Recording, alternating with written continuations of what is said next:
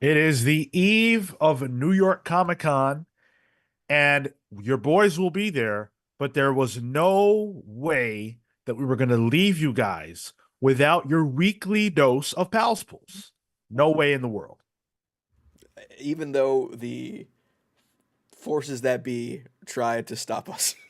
Ooh, and did they try? Yes, yes, we are here. We are Marco list today, but we do have Cale.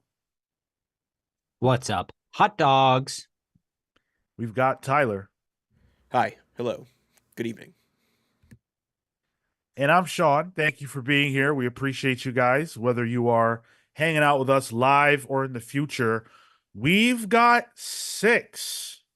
Heard them. six books on tap for this week's edition. We've got now, mind you, today is an unfortunate day because I don't physically have my books. I bought them, I read them, but I left them somewhere, so I can't actually show you. Trust me, I want to cry about it. But I realized it 5 minutes before we went live. But we do have Ultimate Spider-Man number 10, Uncanny X-Men number 4, Mystique number 1, not Action Comics 1070 because none of us were able to get that. I neglected to buy it physically. I forgot. And it's not available online. So I think the lesson we can take here is that there are downsides to both. I don't think that's the lesson. Well, Eh, if they're physical, you have to have them. I mean, you have If to they're have them. not, They have to physically be in front of you. Correct. Yes. and I gotta say that's a pretty big downside. That's a personal issue. Like I forgot to buy the issue, but if I had the presence of mind, I'd be the only one here with a copy. Do you have a mental stack Well, number for later? I got that. Yeah, Okay. don't All worry right. about Cool. that. You can Yeah, still do the stack. yeah, for sure. ooh, I'm a little worried about that. I'm not gonna lie to you. I would be too, but I've got the list here, so I'm pretty sure we'll be good. Um, to DC forget Action Comics is weekly. That's funny, Jeff CW. Bezos did actually. That's funny. Batman and Robin year one, number one rather, and Batman Full Moon number one. That's what's on the docket for today. Thank you guys for being here, whether you are live or in the future. Make sure you smash that like button if you like Smash. what we do, if you enjoy what we do. Be subscribed to the channel, helps us out a lot. All right, let's get into our first book. Let's talk Ultimate Spider-Man number 10. This is written by Jonathan Hickman. Joined this week by David Messina, series artist Marco Cicchetto is off. Our Marco is off this week, and so is this book's Marco. So I guess that's just a thing with Marcos. It's just greatness there. Comes when it wants to. And boy, does it. Hmm. Uh Greatness. That's an interesting word to choose to use. This book has been called great. This series has been called great. People say that it is greatness. 10 issues deep. I'm not so sure how I feel. Now, Mm. for me, this was an issue that I thought was very, very good in one way and not so good in another way. Um, this issue is based largely around Uncle Ben and J. Jonah Jameson. We complained about their absence from the last few issues. Now they're back and they got an issue devoted to them. Another comic in this series that has almost no Peter in it at all. Um, and it focuses on them sort of uncovering a great big mystery about who owns Stark Stain and these other companies. Um, and it puts them in the crosshairs of the Osborns, Harry and Gwen. And I think that goes to really interesting places that ends the issue somewhere that I'm excited for, but trepidatiously so because I know how these Ultimate Comics go.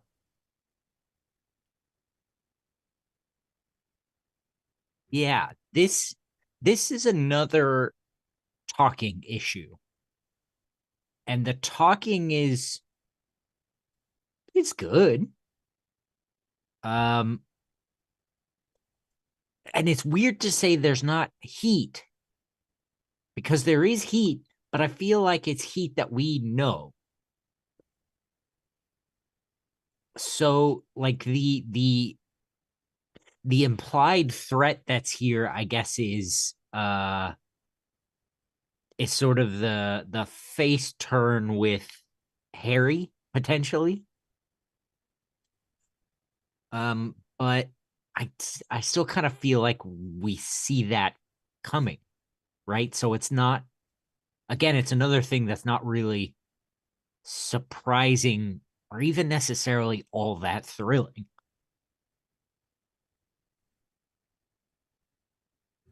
I'd love to step in here, but I can't. Oh, Yeah, Sean, you're muted. you're muted. Sorry. Yeah, so yeah, Ultimate Spider-Man was one of the many comics that Amazon neglected to release on Comixology today. It apparently comes out next week, whatever the hell that means. So have fun with your pre-release copies, guys, or your actual release copies. That being said, I'm not bummed I missed this. um, Uh, I go have to ahead. do a little bit of like research on the issues when I make the thumbnail, especially for the main topic books. So I was like, all right, what is this about quickly? So I'll read the solicits and I'll read like sometimes League of Comic Geeks will have somebody doing a quick review like early on in the morning. And everyone's like, oh, this is Hickman's thesis on the state of journalism. And I'm like, that doesn't sound like a book I want to read. Uh, Well, to be fair, you haven't read it, so you it's should true. It's true. definitely. And I can't.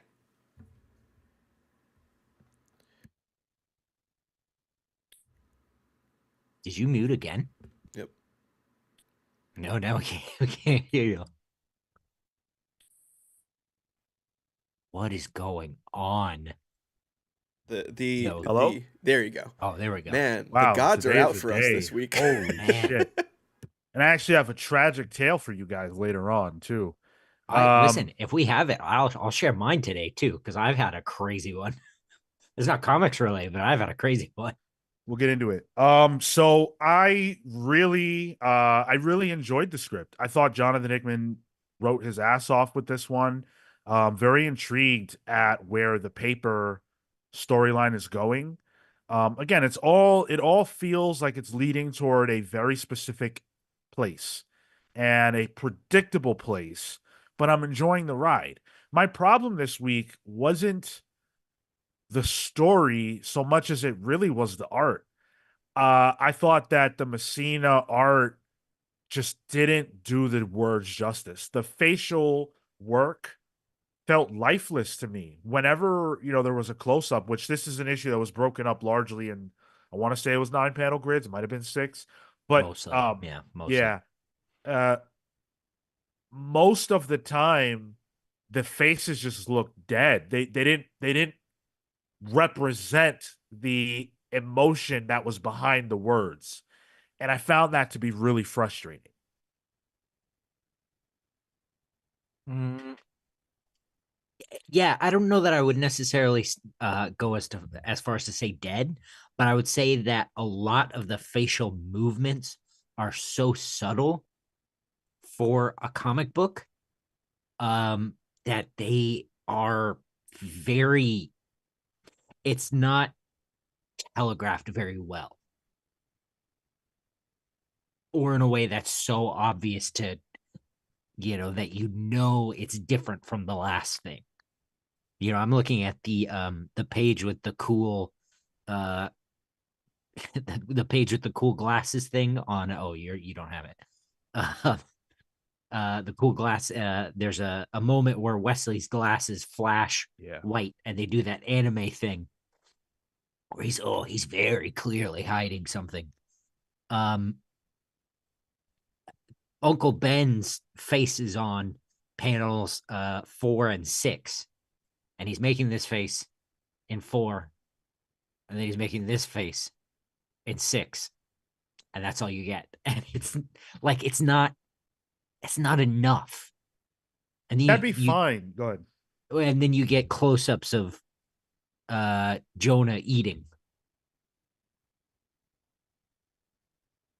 Yeah. That would have been fine. I just was frustrated by the lack of character in their faces. It just the expressions weren't there, not in big ways, and it was hard to connect with that for me.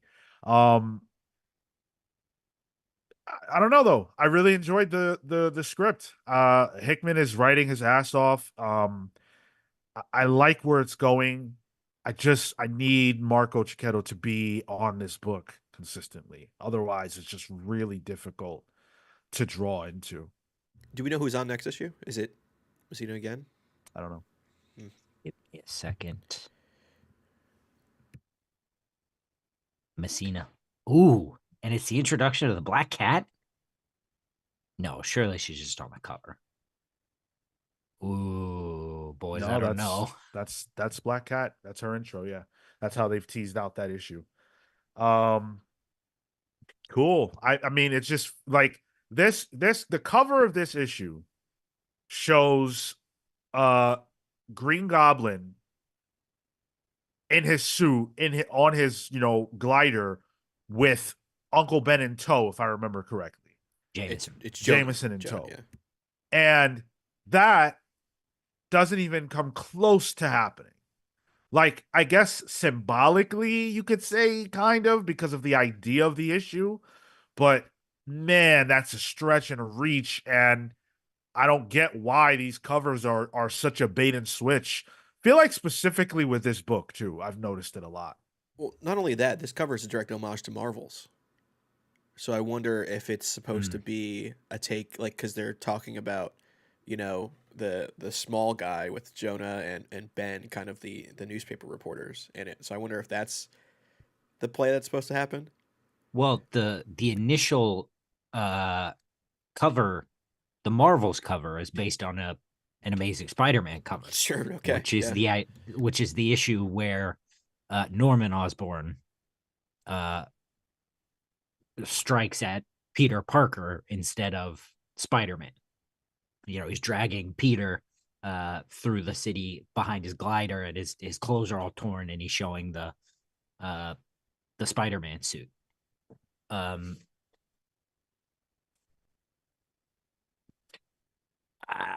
Yeah, I'm with you. I think the covers, to be honest, I think even even like the covers and the content behind the covers feel a little bait and switchy. Think about last issue. Was that the Sinister Six issue when we just got Black Cat, sorta? Yeah, Like, I guess it's her dad. with So yeah, guy. a lot of it almost seems like the covers are banked in advance before the actual book's made.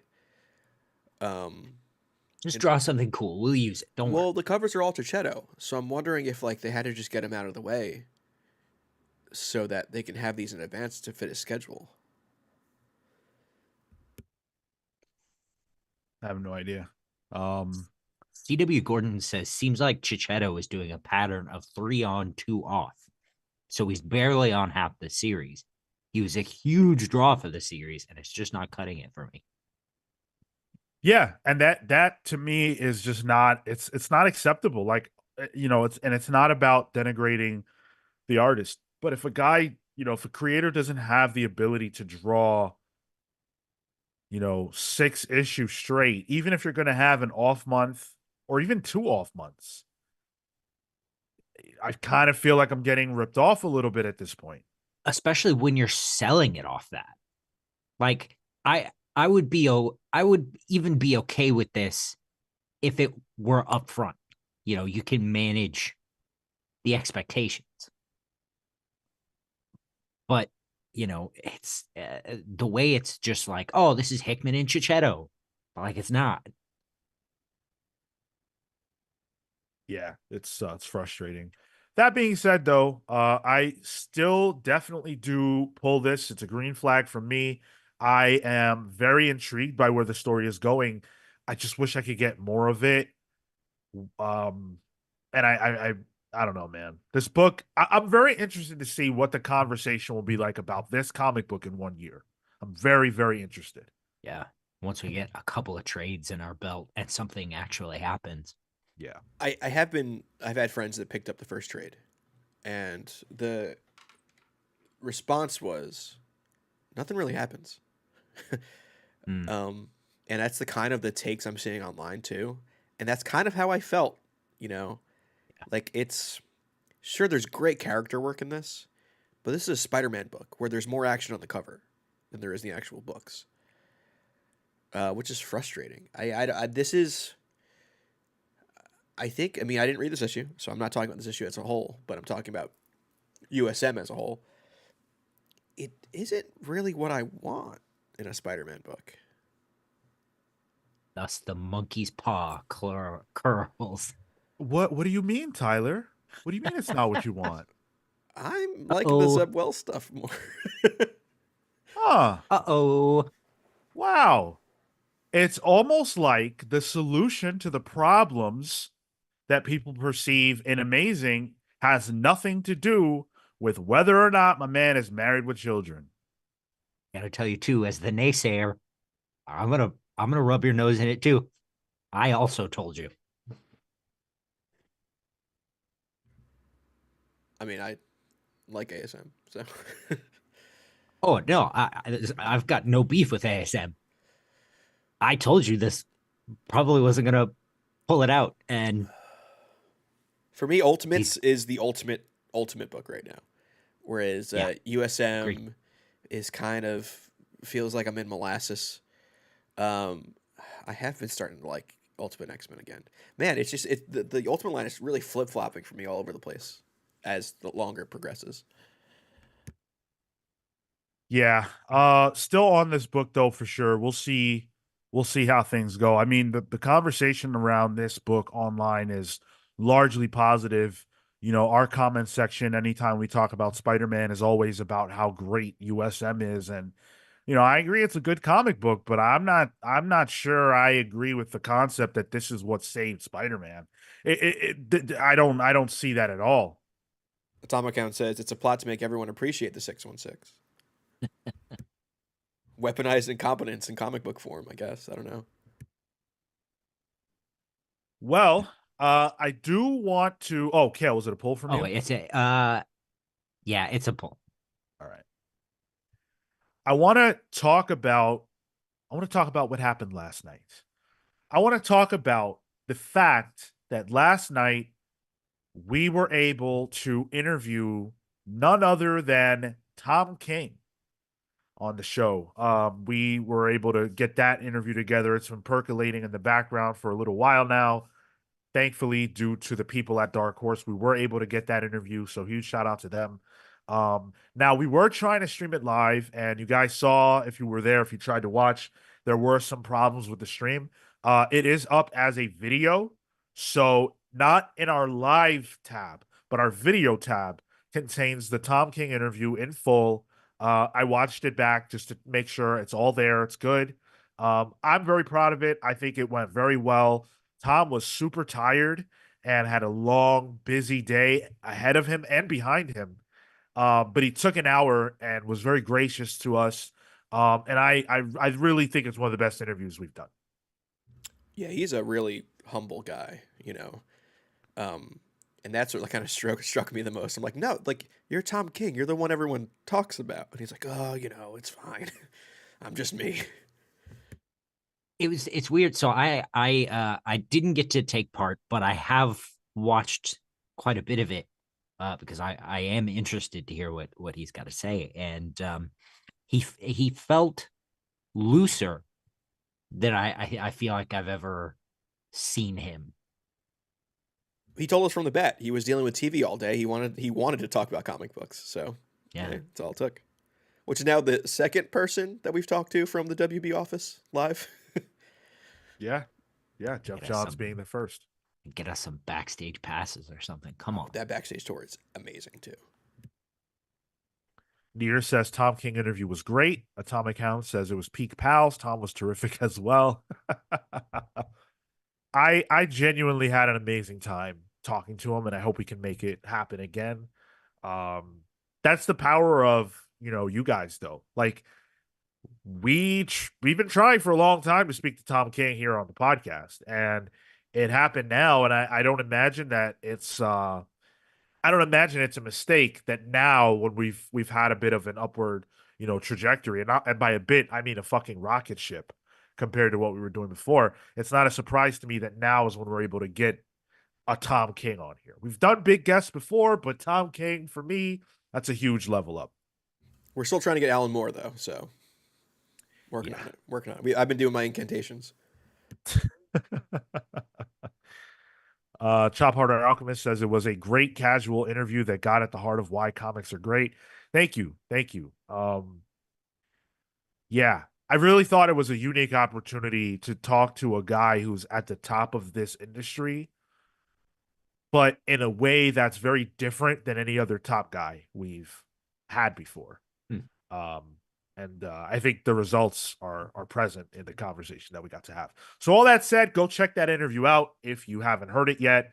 Again, that is up on youtube.com/the Comics Pals under the video tab. While you're thinking about us, patreon.com/the Comics Pals is the best way to support us. We are NYCC bound as of tomorrow. We will be there from Thursday to Sunday.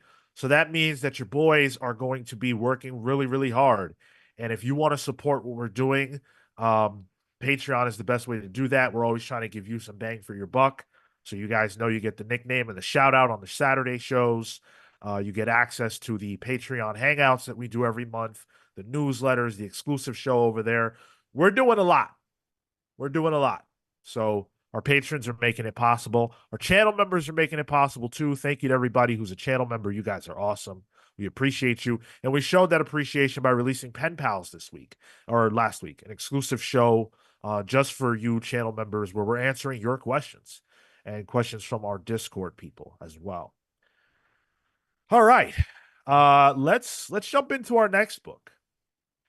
Next up, we have Uncanny X-Men number 4, written by Gail Simone.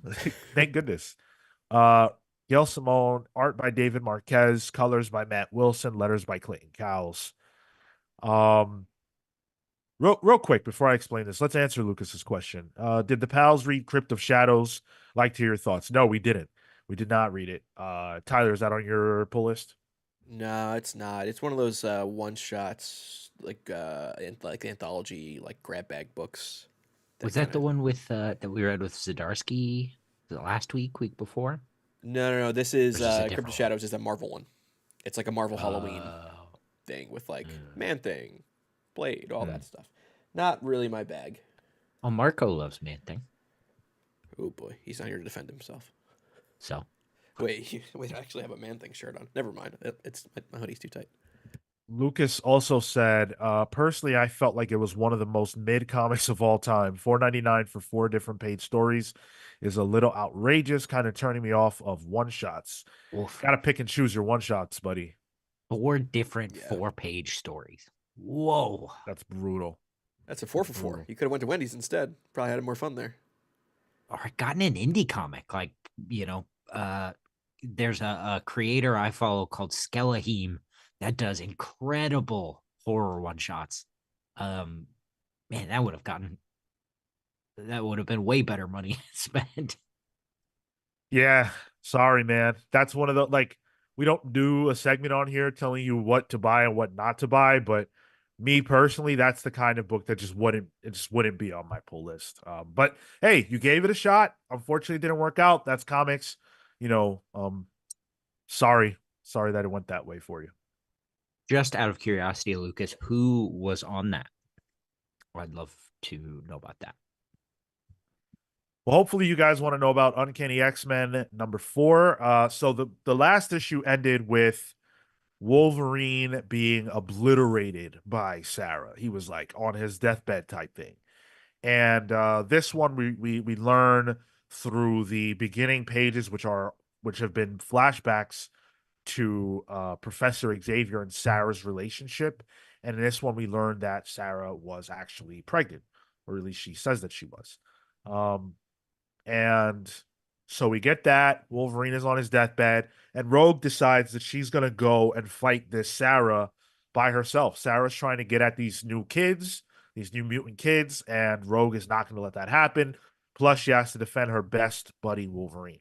So she goes and fights Sarah, and that's the bulk of it. What did you guys make of this one? I think for this one, it's an interesting one because in its core, it's really a big fight book. You know, it's Rogue versus this new character, Sarah Gaunt, as this what is she? Crone? Is that what the code name she had at one point? Not Um, sure. but this giant witch creature that would look like she's from The Witcher. Um, and normally that would just be kind of a simple issue, but Gail Simone does something really good here that I enjoyed, where Rogue is kind of giving a play by play of what's going on. It's kind of classic comics in a way. You know, we hear her thoughts as she gets clocked in the head. She's like, "Oh, I think I got concussed," Very and 2000s. yeah, yeah. But it was refreshing to me to kind of have that. I actually kind of enjoyed that. Rogue's inner thoughts throughout this issue because it led me to kind of be in her shoes or her boots. Um, and feel the stakes of this. Like, sure, Wolverine is practically dead. That should already show you, like, oh, there are stakes here.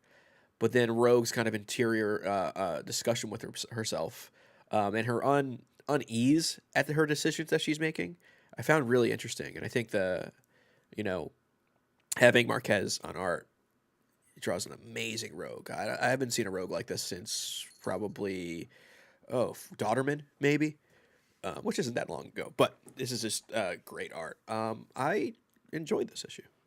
You want to be in her boots. Well, I also enjoyed this. I think we talked about this a little last issue. It was definitely weird that she has a Wolverine sense.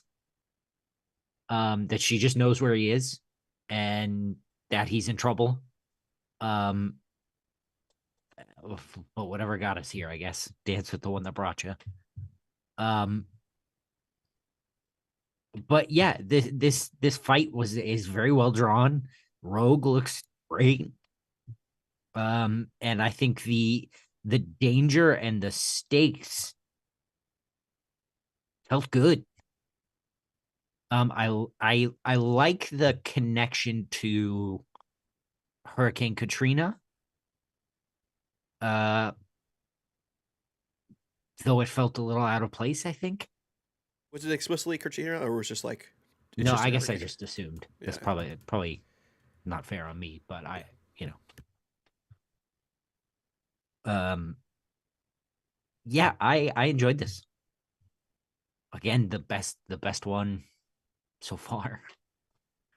Yeah, Uncanny X-Men for me continues to deliver. Like I at this point I don't really have high hopes for these X books, just being honest. But Uncanny continues to be strong, and I think it would be a strong series in any era. Like I would enjoy it Mhm. regardless of when it was coming out. Oh, bless you. Thank you. And the art helps. Marquez is super talented. One of my favorites. Do you guys prefer the smaller core team that's here? Because like we're so used to X Men teams being like, here's this giant ensemble cast for the past, Krakoa, even before that, of like 7, 8 characters. When, like, I know we have our young characters here, but like our X Men is what, 4, 5 people? Gambit, Rogue, Jubilee, Wolverine, Nightcrawler, Nightcrawler. Wolverine. Yeah, 5. That feels like a more of a core cast than I'm used to. I mean, I prefer them slightly. I prefer slightly more members. This does feel really small, but I think in this particular case, Gail is she chose a small cast that she clearly understands very well and knows how to play them off of each other, and so whatever works best for her story. Although, does this feel like it doesn't feel like a team, and that is my problem, Mm. is that it doesn't feel like a team in any way, shape, or form. Feels like friends that are hanging out on a mission. It feels like Uncanny is the family book, and X Men is the team book. Um, Even though the X Men team book feels like, oh, it's a team by committee. The problem is that the X-Men are a family, They're both. Yeah. and so there shouldn't be any separation in that. They're fighting for their entire race of people, that is family. Like the way, like the economy that I have when looking at From the Ashes and Uncanny versus X-Men is that like this is the heart and almost Uncanny is the brain, but they're separate. So the status quo of the X-Men is segmented, and it's left me a little like a little off balance because of that. It doesn't feel like there's a core X-Men. Like, yeah, I don't get me wrong, I really like this book, but in terms of like what it does for X-Men as a section of the Marvel universe. Nothing is can't miss. There's no marquee book. Well, don't worry, they're crossing over soon. Yeah, I get, yeah, like I love this book. I'm really having a lot of fun with it. It doesn't feel like, oh my God, you have to be here. Yeah. And like it's on Hoxpox, and I know that comparison is probably unfair. But would I recommend the book? Yes, but I'm not, throwing it at people like check this out. Like it's good. It's a solid book.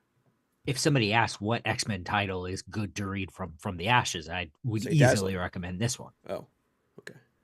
And Sentinels, you guys should definitely read Sentinels. Dude, I have it downloaded. Okay. It's on my list. Yeah, it's real good. Any other? You guys got more thoughts on this? I feel like I've said what I need to say, and I kind of feel like I'm spinning my wheels with these Uncanny reviews because the book is good, but there's not like a lot happening that's like, oh my God, we have to discuss this. Yeah. I will say this book's doing something, and it continues with each issue. That's surprising me. It's making me like Gambit. I kind of like Gambit as wife guy with cats. Because he's not cool. Like the bit in here where Wolverine, he's Gambit's doing his hurrah speech, and it's crap, it's shit, and Wolverine kind of calls him out for it. Like I kind of like that. Like he's not really a leader, Gambit. Right.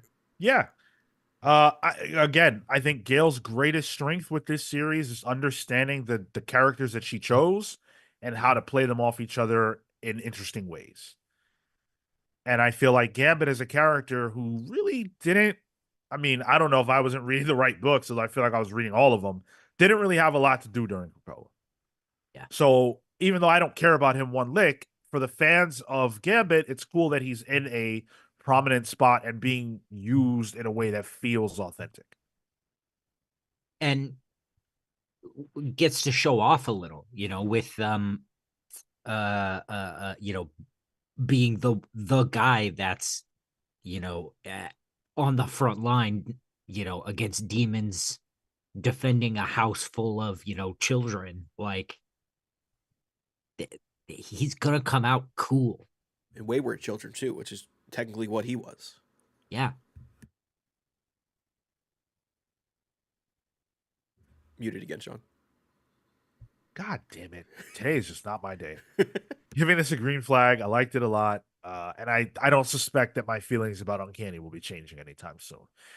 For better or worse. I get that. It's a pull for me. Pull. Yeah, pull. Awesome. Let's see. Mike's Total Dragon channel says, I admit that I was hesitant about the Gail Simone announcement. I'm glad she has proven me wrong. Yeah, man. Same. I feel like Gail gets a weird rap because to me, Gail Simone is one of the greatest comic book writers of our generation. I don't understand why people don't put that level of respect on her name. And she has been before like the internet was really a thing. Like before like comics discourse on Twitter was a thing. She was one of those writers. And yeah, it's just gee, I wonder what makes her different than other writers. Oh wait. I don't know, man. Even people on this podcast weren't very excited about Gail being on Uncanny X-Men. Oh, so, fair. Yeah,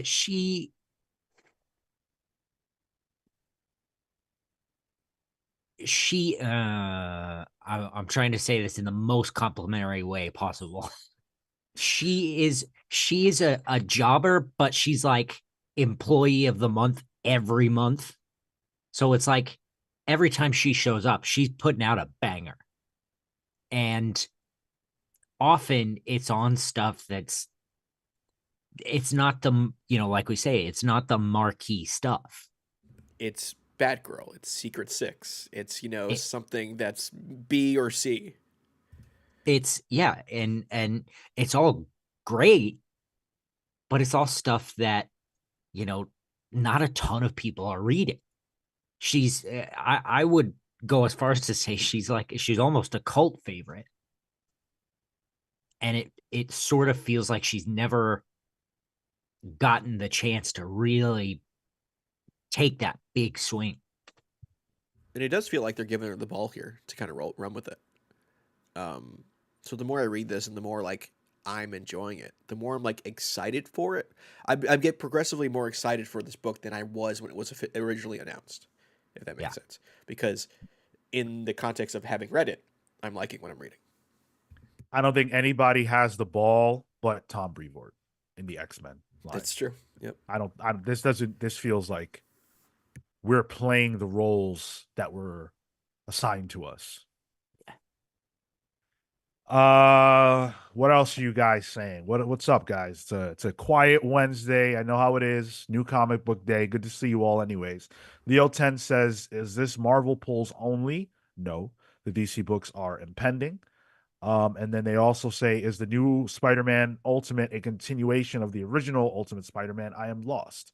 So it is not. It is a separate universe unto itself that actually has no relationship to the prior Ultimate Universe whatsoever, other than the maker who created it, but that is not really relevant. Go ahead, I Tyler. was gonna say Lucas also asked, "Are we expecting this era to be shorter or around the same as the Krakoan era?" Curious if you guys have heard anything about long-term plans. We haven't heard anything about long-term plans, but I think the way I look at it as the Krakoan era was an anomaly. Like you don't typically get an era in that specific of a way. Like whenever, like I think this is just going to be what it is until creative teams shift, and then that'll be what it is. Like I don't know that we're going to go from like I don't know that this is even a big initiative in comparison to Krakoa because that was a radical shift, whereas this is just comics week over week. This feels like progression to the next thing. Yeah. Right. Yeah. So yeah, like like I wouldn't even say like going from Bendis to Hickman on Avengers. That's not an era. That's just like okay, the baton was passed. This is an era shift because everything changed. Yeah. Lucas also says, "Did you guys hear Comics Explain spill the tea on Donny Cates on that?" No, no. I don't know what I don't know what you mean by that. I don't know if that's true. But I don't even want to repeat that. I don't know what you're talking about. Let's talk about Mystique #1. Let's talk about Mystique #1. You might be on your own on this one. Oh, okay. All right. Fair enough. Thanks, Bezos. I was excited for this one too. I love Declan. Yeah, Declan's a good one. So this is Declan Shalvey who did the words and the art, which is awesome. Colors by Matt Hollingsworth and letters by Clayton Cowles. So Mystique has been recast because during the Krakoan era, Mystique was sort of the lover. She was the person who was going to risk it all for love, the love of destiny. And I think for me at least, I loved all that stuff. Like I thought that stuff was well done, but we did kind of lose the like super dangerous assassin, spy that Mystique is not villain that Mystique is known for. And this is very much a back to basics approach with Mystique, back to that villain, back to that character that you don't know what she's going to do next. Declan talked a lot about because there was some back matter in it, and he talked about how his goal with this character was to take her back to a place where she is a badass, but you also just don't have that much access to her thoughts. He said he felt like the mystique, if you will, was lost because of how much of her we saw. And I agree with that. I like the fact that in this particular issue, Mystique has a mission. It's kind of shrouded in mystery. We don't all the way know what she's trying to do, but we do know that it involves Shield. And it introduces Nick Fury Jr. and Nick Fury Sr. into the mix. Wait, well, hold on now. For real, yeah. Senior, is he Watcher or is he in Shield? He's neither. He's back from space, but it's not like they don't get into all of that. He came to talk to his son and to give him some information about Mystique and the Krakoan era and certain things like that. That Nick Fury Jr. is now going to like latch onto. It's really kind of done like so basically Mystique is the villain of the story. Nick Fury Jr. is the one who has to catch her. And he's got a desk job now at Shield. Like his job is like shit now. And Maria Hill's the director. So no one cares what he's doing right now. And Mystique tries to assassinate him, fails at that, and that puts Shield on her ass. Is it like the is it reminiscent of the that Joker series that was sort of led by Commissioner Gordon? The one Sean didn't read.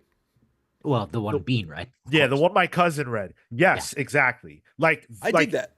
Yeah, yeah. But I think it works better. Well, I don't want to say it works better because I thought Joker was real good too. This is just a book where the main character can still be Mystique because she's still active. She has a mission. She has a specific goal.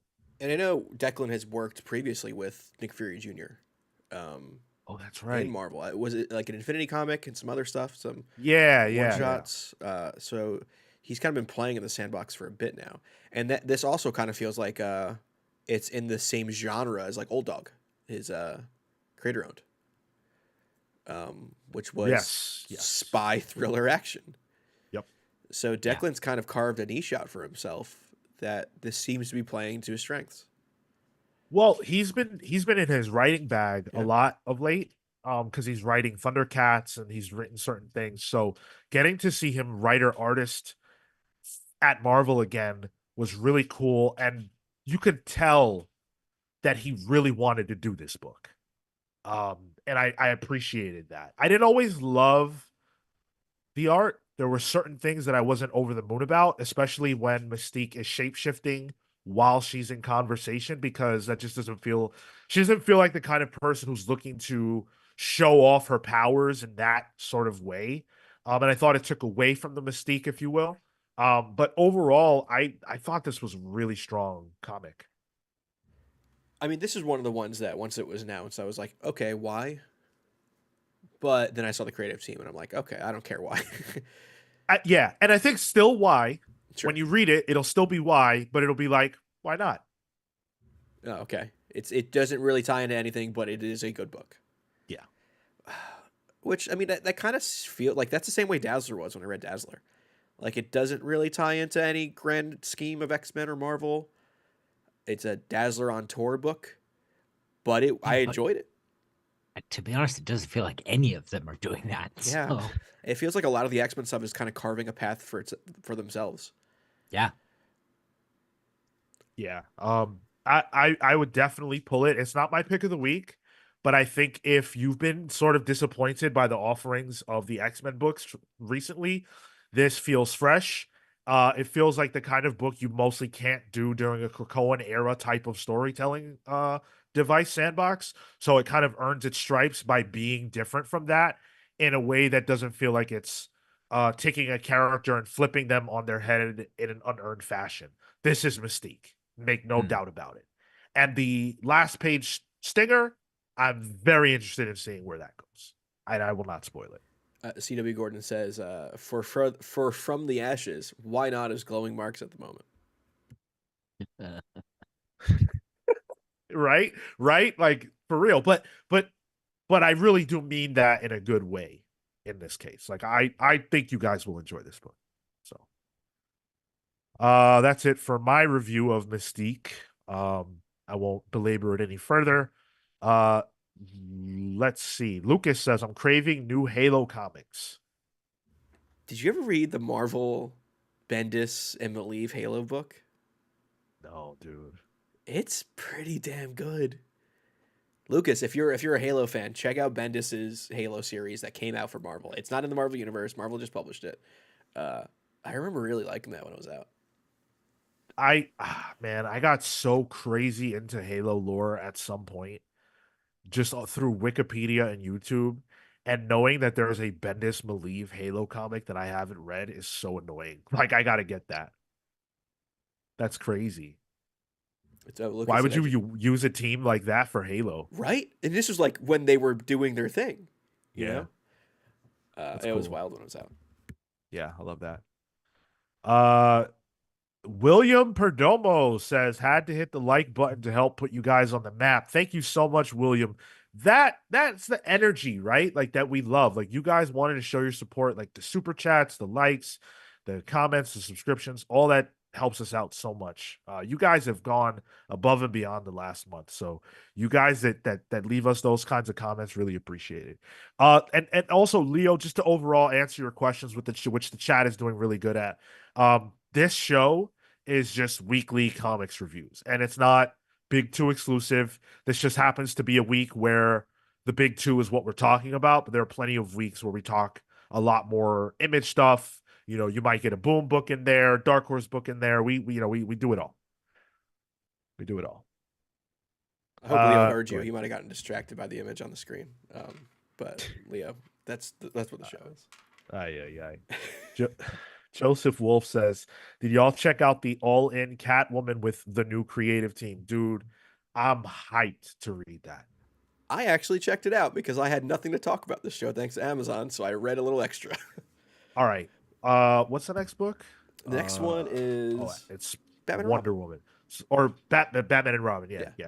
yeah. Go ahead. Talk about Catwoman. So Catwoman 69. Let me get the creative team. I don't have slides for this. This is Torn Grondbeck. yeah, it's on Torren the Grönbeck, words. and the art because I do want to talk about the art.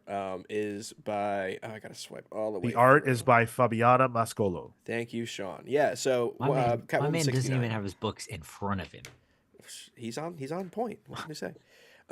I have not read a Catwoman book for a while. I checked out Teenies when it first came out, and then I checked it out when the Gotham War was happening. And typically, it's not a character I really subscribe to. She works in small doses and usually as a side character or in a team book. But I really love Torren Grönbeck's art, writing. Torren wrote some really good Jane Foster as Valkyrie in the past couple years, and I really enjoyed it. So seeing her kind of make the jump to DC was exciting for me. And I read this issue, and it really is just a spy book. It's turning into kind of an international spy book. There's a mystery here. Catwoman has shifting identities, and then this new costume, which I really like. I think this was a solid Catwoman book. There's nothing about it that tore my pants off, but I enjoyed it. I think the art by hold on, Mascolo, Fabiana Mascolo. Fabiano Mascolo was very good. The way it was colored by Patricio Del Pish was also interesting. It kind of gave Gotham this real cool blues and purples and pinks color palette that kind of added to like this more neo-noir vibe to it that I enjoyed, even though it doesn't seem like we're going to stay in Gotham for too long. Yeah, I think I enjoyed it. Definitely checking out 70 outside of then just reading 69. But yeah, it's going to get another issue from me. I enjoyed it. Awesome. Yeah, I'm very excited to get into that myself. I love Torren Grondbeck. She's one of the writers I've been dying to talk to on the podcast. Yeah. So, cool. All right. So I'm glad we got your thoughts on Catwoman. Let's jump into talking about Batman and Robin Year One. So this is Mark Waid and Chris Samnee. Very good to see Chris Samnee. See it every day I take my shirt off. That sounds weird. I don't understand how to react to that. I have a Chris Samnee tattoo of his art. All right. Matt Lopez on colors, Clayton Cowles on the letters. Batman and Robin Year One is Batman and Robin Year One. It is very much a story that takes place in that exact time frame. The image that you get in your mind when you hear that phrase is what this book is. It's very much Bruce sort of trying to figure out how do I be a dad or a father figure to this young child when my parents were taken from me at such an early age that I don't really know how to do that.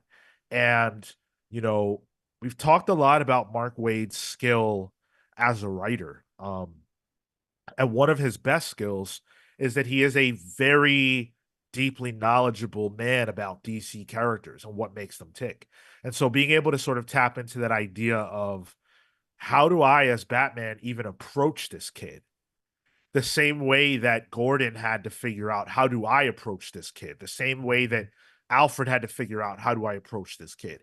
And you know, it's the question of how ready is Batman to be a dad? How ready is Dick to move forward from, the trauma that he's just so recently endured? And then they throw Two-Face into the mix as one of the villains, I guess, we'll be seeing throughout this story arc. And I think what it led to was a pretty fulfilling and satisfying issue. What did you guys make of this one? The team of Mark Waid and Chris Samnee wrote possibly one of my top 3 books of all time, and that's their run on Daredevil. That has a near and dear place in my heart. So seeing them together again for a Batman and Robin book was super exciting for me, and honestly, it didn't disappoint. I agree with you, Sean. I think that Waid has a way of just understanding who these characters are at a core and kind of getting to the human of it, but getting to it in a very expeditious way and succinct way. Like what you described is 2 pages, of like Batman having this discussion with Alfred. And I enjoyed that. But what was surprising, well, not surprising for me, but what was doubly entertaining for me in this was the fact that he also kind of shifts this book because it's a year 1 book. It's like week 3, honestly, not even just year 1. But he shifts the tone also. It's like the tonally we're going in a time machine.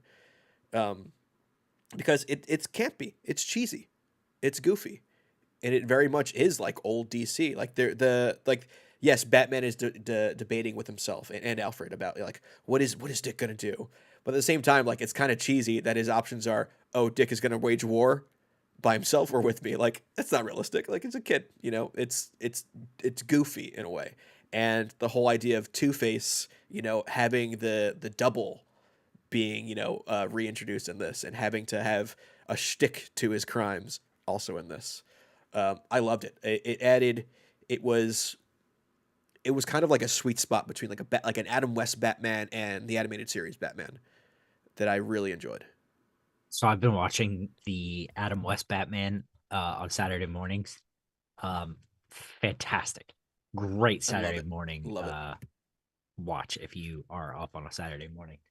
And I only heard their voices as Adam West and Burt Ward in this, and it was choice. What I really love about this and what makes it so different from any other year 1 Batman and Robin story is that it really sort of hones in on Bruce's panic about shepherding this young kid and the little gateway that I think normally we would make fun of Batman for. Oh, Batman broods all the time, and anytime he's in the car, he's mad and he's doing, he's brooding, and things are always on the line. And Dick is an 8-year-old, right? And he's like, I'm gonna beat up the Joker. He's like, oh, that dude's killed people. And Batman's like, you're right. I want to beat up the Joker too, but I have to get in the mood here. Like, I'm a bad dude and I gotta be a bad dude. That cover is that dynamic though. The cover has Robin in the spotlight while Batman's in shadow. And that's exactly what this book is. It's playing Yeah. with Batman being the brooding caped crusader while happy-go-lucky Dick Grayson is here, and to see what that does to Batman. This was definitely my pick of the week. Definitely, definitely, definitely. Everything you guys said, I agree with, and it's all great. But Two-Face is my favorite villain. And they got him so down, man. It was good. It was real so good. good. So good. Sean, correct me if I'm wrong, but was the lettering also like somewhat Harvey, somewhat Two-Face? Yeah, it was. I was trying to evaluate that, and I thought it was, but I don't have it in front of me. But yeah, I felt like it was.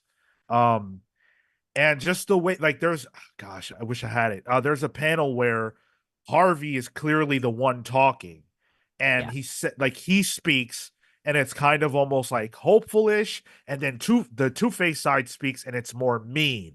And I love the coin flip and the fact that Robin says, like, "Oh, it must have come up heads," and Two-Face laughs hysterically, and he's like, "No, that's not it. It's that I don't care what happens to you."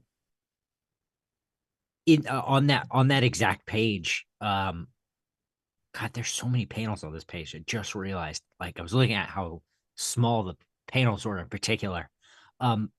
Sam Nee is doing some grade A facial acting with Yeah. Robin in this book. One of the best. Yeah.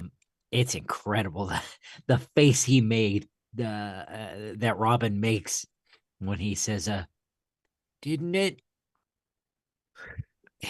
It's so good.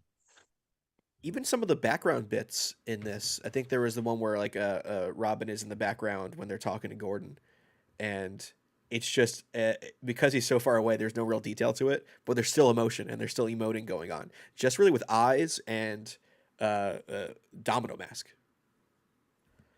MP with the $10 super chat. MP, thank you, man. Brother, you are fantastic. I really appreciate that you show your support to us every week. MP says, I loved Two-Face here. Pre-New 52, he was the Robin nemesis and had some dark history with Dick Grayson in particular in stories like Robin Year One and Batman Prodigal. I hope that returns here. Yeah, that was something I was thinking about too, was that the choice of utilizing Two-Face, like, Tyler referenced the darkness and the light of Batman and Robin. Two-Face is a man split in half as well, and then obviously has this rich history with Robin too. So I thought the choice of him worked on multiple levels, and that's not a surprise to me because of who we're talking about. We're talking about Mark Waid. He's gonna do things that feel right if you really know your stuff, and they work on the surface too. But if you really know your stuff and you know what he's pulling from, it's all the sweeter. So thank you, MP. Yeah, I mean, this was almost my pick of the week. It was my pick of the week until we made the addendum that the curveball we had. But I loved this issue. Chris Samnee is probably one of my favorite artists of all time. So kind of seeing him again on an ongoing, or do we know what this is? Is this a 12 issue? I don't know. I don't think it's an ongoing though, but I actually Yeah. don't know. If it's a year one, can it be an ongoing, right? Yeah, surely it's ongoing. But maybe it's 12 issues. But either way, I'm just super excited for this book. I like how I kind of also like how it's out of continuity, like it's continuity light, diet continuity maybe, because it kind of lets me have my cake and eat it too. I can read Batman and Robin proper if I want. Everyone is saying 12 issues. Okay. Is it making a mini or a maxi? That makes it a fucking whatever, man. I think honestly. maxi is the term for that one actually. It's a $5 foot long. So confused with all these different terms. Like, I don't know. This is a double green from me. This is my pick of the week. This was an awesome book. The fact that we're gonna get these two together for 12 issues is a joy. Yeah. It's awesome. Have you guys ever read that Daredevil run? Yeah, I read a lot of it. I dropped off though, because like I realized I just didn't care that much. I don't know. That's fair. Yeah. We've got some comments. Let's see. MP says Bruce and Dick as a dynamic duo in this era could honestly be an ongoing. Sure, just like World's Finest is. Yeah. You could fit how many comic books have they managed to fit into the one night of Bruce on Crime Alley? And it's like you could fit however much you want into a year one at this point. You can get a 12-issue maxi from Batman Night One. Yeah, exactly. And Batman it would be Night first with night. a K. Yeah. First night with a K. You could do that for absolutely. No doubt. Written by Paul Dini That'll or be something like broken that. up into hours. Yeah. Yeah. Hold on now. I actually kind of like this idea. I don't. You want to talk about decompressed? Please. Um, Philosopher King brings up a good point. I loved the line Batman has in response to Gordon and the audience, justifying him employing Robin in Batman's war against crime. Name a war that spares the young. Perfect. And Yeah. I love that. That was such a great line. And also, when you put that in the context of Batman's war against crime, he himself is a victim. So he's not looking at it through the same lens that we are. He says, look at me. This war made me this, and this kid suffered the same pain that I did. So if he's like me, he's going to make similar choices. I have to put him under my wing. He said the same thing to Alfred. Yeah. And not only that, the way it's delivered here is also for comedic effect. So it has this weight to it, but it's also kind of funny because the way Gordon responds to it, he's like, "Oh, that's dark," So I enjoyed that. Again, it's the duality of what this book is. Well, and even that plays on so many different levels because Gordon, there's a level of him that would agree that children are obviously casualties of war, but he would never employ a child. Right. You guys were talking earlier. Yeah, this is the comment I wanted. Double Vision Films. I've been off work for 2 days and have been watching nothing but Comics Pals videos. Love the channel and content you guys provide. Thank you so much. That is a lot of Comics Pals. That's a lot of freaking my face, dude. Jesus. This should be on radio, So the fact that you're watching us all the time, brother, thank you. I appreciate I it. thought you were about to apologize for a second. Well, maybe we should. Maybe. Lucas Hallner says, when does One World Under Doom come out? Isn't that the start of the year? Is that Yeah, we don't the have next event. I don't know if it's an event or like an era, like a Okay. branding, I mean, Dark Reign. it's sort of starting in Fantastic Four. They're kind of touching upon it here and there. Okay. So Gotta be soon then. Yeah, because the new Spider-Man title starts soon. The 8 Deaths, yeah. Yep. Which is that gets into his relationship with Doctor Doom. Yeah. So if you want to start reading before the actual era, if you will, begins, you can just pick up with what is happening in FF and Spider-Man as of next month. So should all be good stuff. Good. Yeah. Who knows? Let's get into the book that we decided to read instead of Action Comics because we couldn't get it. Let's get into Wonder Woman. Wonder Woman number 14. This is, of course, written by Tom King, who we had on the show Tuesday night. It is a video that is up right now. You guys can hear our conversation with Tom. The art is by Daniel Samper with colors by Tamu Moray, letters by Clayton Cowles. I actually bought this comic book without realizing that I also forgot to buy Action. So I bought this before we decided anything. I already bought Wonder Woman and was planning to come and talk about it because I had read the people saying that it was a big monumental issue. So I'm like, let me see what the fuss is about. And I read this pretty much immediately because people were having fuss about it. Even Tom mentioned, during the interview yesterday, he said, "Oh, the controversial issue comes out tomorrow," and I'm like, "Oh, what do you mean by that?" So there's no way to talk about this issue without delving into what it is that's controversial. So, full spoilers. If you haven't read it and you don't want to know, then you're going to want to mute or skip ahead if you're listening to us in the future. It opens up with Steve Trevor being dead. He's been shot and killed by the Sovereign, which is crazy. Sovereign, but also a little refreshing that the Sovereign does something. He hit him with that Six Semper Tyrannis, John Wilkes Booth gun too, which I wouldn't be surprised if it's actually that gun. He bodied him. He bodied Steve, and I was like, okay, is that the controversial bit? Because I feel like Steve Trevor probably, has died before. I don't know. And I thought the way it was done, so it was done in a way where it was presented out of order. You sort of bounce around and skip around through time as we see the way that Wonder Woman is processing this, and all that kind of stuff. Her grief and pain surrounding the death of Steve. Through the Sovereign's endless dialogue, you can find out why he killed Steve, and you know all that kind of jazz makes up the bulk of this issue. Do we know, is this similar to Action where it's in that 52 days or whatever? It's not explicitly stated, but that was the thing I had in my mind. Okay. Yeah, same. Yeah, I think that's true, Cale, because the day one page that we get here has Wonder Woman in the armor from Absolute Power. So it seems like a direct, like, Yeah. day one is the day Okay. after Absolute Power. Okay. Yeah. I this was my pick of the week. I'll start off with that.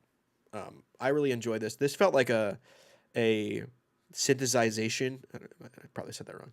Of what Tom King's books can be. Because halfway through this book, I was a little confused. I was a little lost. The way the book is told, it's through the Sovereign, and he kind of says, like, hey, I'm not going to tell this story in order. That's just not how the story needs to be told, and it's not in order.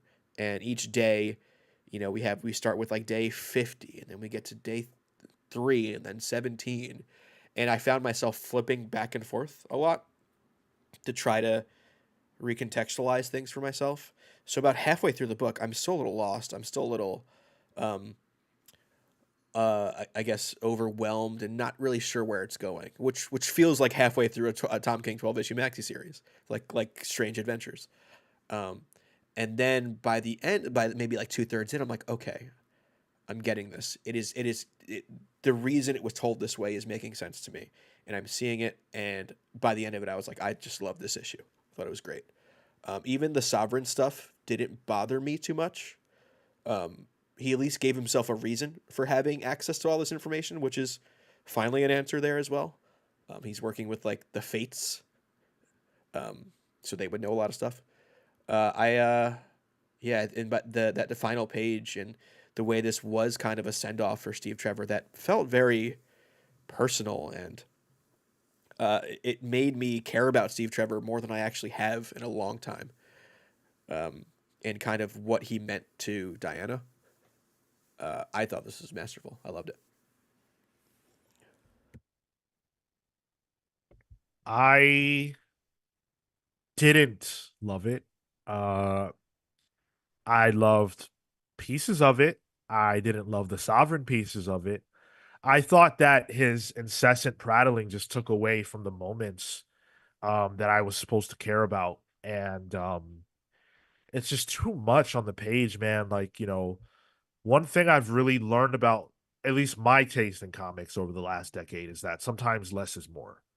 And I always thought, oh, as a writer, you got to get as much shit on the page as you can. And like, for my taste, at least, that's not how I feel. I don't think that the Sovereign's dialogue was adding. I think it was, for me anyway, frustrating.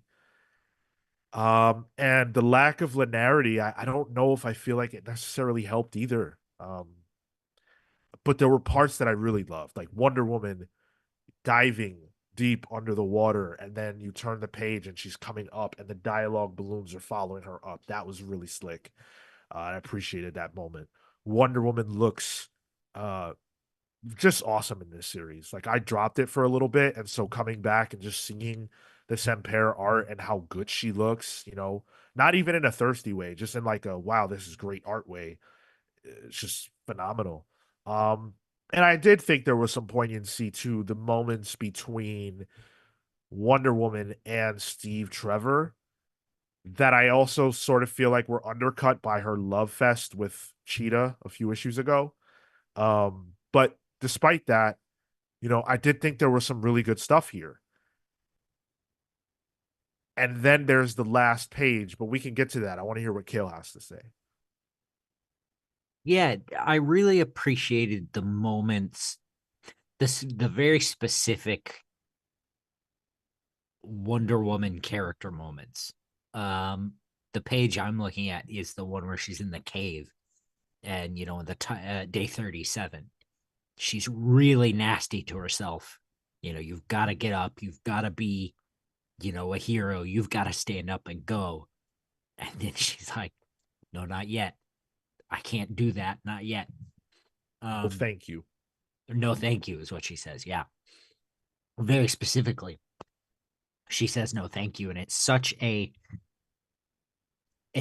small, vulnerable response that I think Tom really just like, even despite the sovereign being in the background, and admittedly, like, this is a page where the sovereign isn't uh incessantly prattling, like Sean said.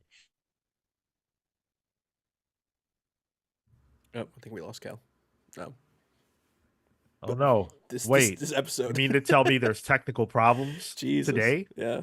this week? Hopefully this doesn't plague us during ComicCon, because that's the place where you just can't have it. Um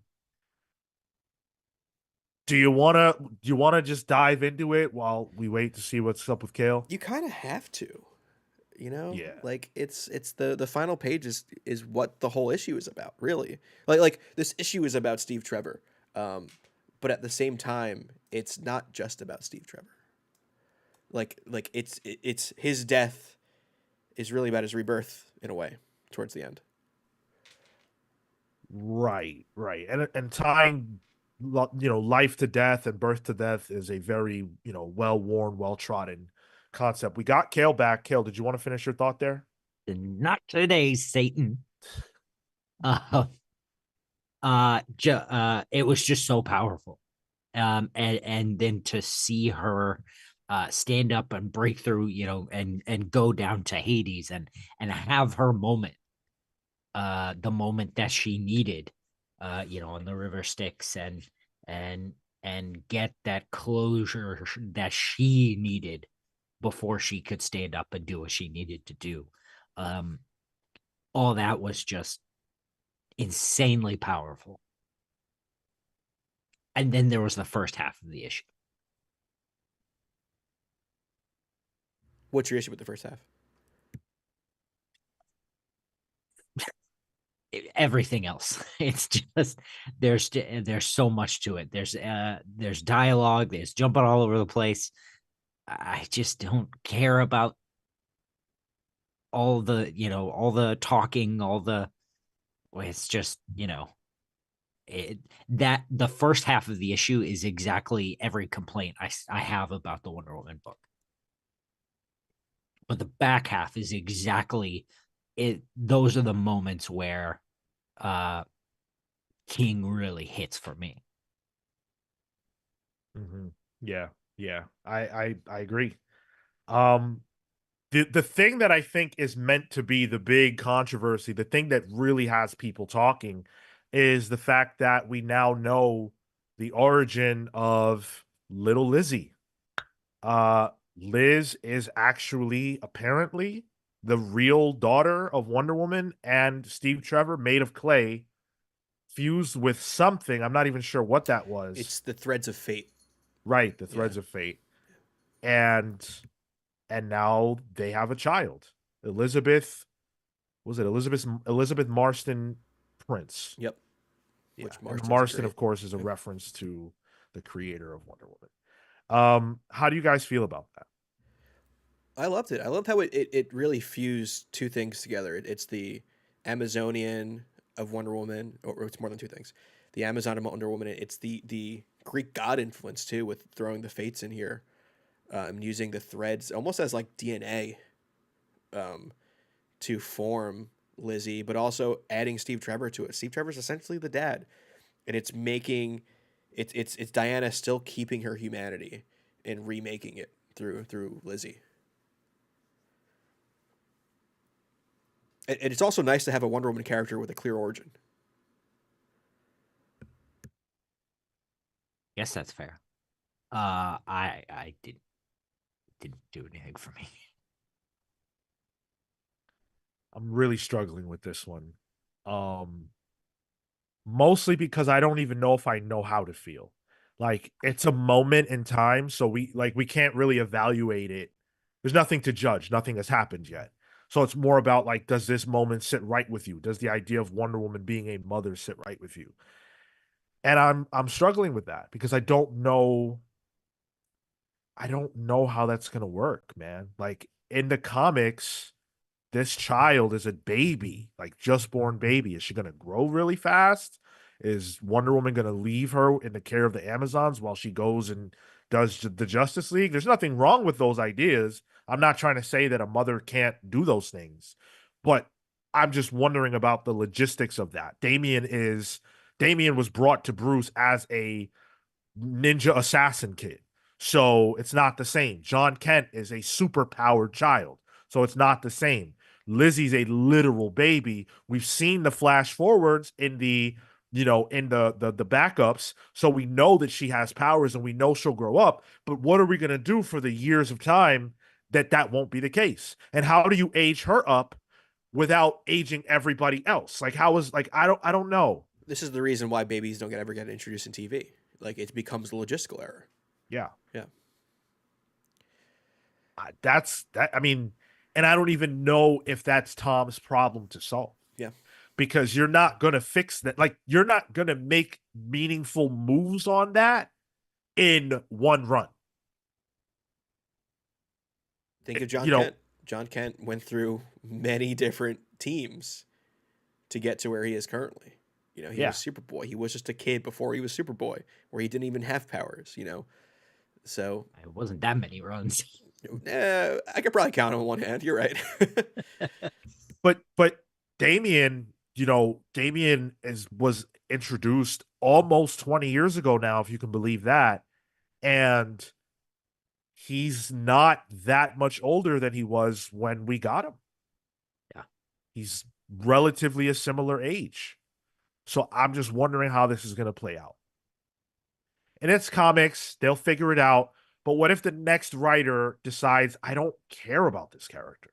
Then Wonder Woman's just going to have some lost daughter somewhere. It's what always happens. Much to Tom's chagrin when we talked to him yesterday, he at least has 100 issues that he wants to do, right? Right. So maybe he'll figure it out by then. yeah, yeah. And I'm kind of here for the trip. And I think, not to keep referencing what we talked to him yesterday, but it's close to my mind right now. He talked about how, like, with his Batman run, he had plans for it. He had multiple points that he wanted to get to and hit these beats. Where Wonder Woman, like, yes, he has a plan for it, but it's not as structured as that. And he's kind of just going with it and making sure each issue can be its own thing. And I'm kind of in for the run with him, honestly. That is incredibly interesting to me. Man, chat, where are we at with this one? Where are we at? I don't even know what flag to throw up. Like, I'm inclined to put up a green flag and say I pull this because I didn't like it wasn't the same experience that I've had with Wonder Woman in the past. Like, I liked several things in this comic, but it had, like Cale said, it has all the same problems that made me drop it. It was just less egregious because the highs of this issue were really high. So I don't know what to do in this case. Give it a green for the Sampere art. Oh boy. Marco is the one that does the chart, and I think he's going to be upset with us because we don't have a solid answer. I I don't want to pull it, and it's not my pick of the week, but it wasn't bad enough for me to pass. Like I had good feelings about it. I'm gonna say pass because I don't like the book.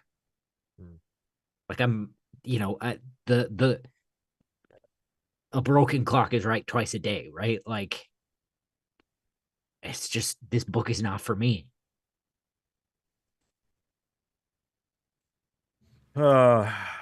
James Jones says Wonder Woman is the jam. Atomic Hound says this is a pull. Philosopher King says love the art, myth by the storytelling. Man. I'm gonna pull it. I'm gonna pull it. If we're judging it on the merits of this individual issue, I can't say pass. I enjoyed it enough. Yeah, it's a poll and pick of the week for me, Marco. Wow. It's also, I mean, not for nothing, I don't typically care about this type of stuff, but it is the birth of a character that presumably will be pretty relevant in the future, so it's one of those issues where it's kind of like you might as well get it. You're doing a poll and from a speculator sense. No, my pull is from a an enjoyment stance. I'm just saying for the audience, Sure. like Okay. that might be a sweetener, if that kind of thing matters. Key issue alert.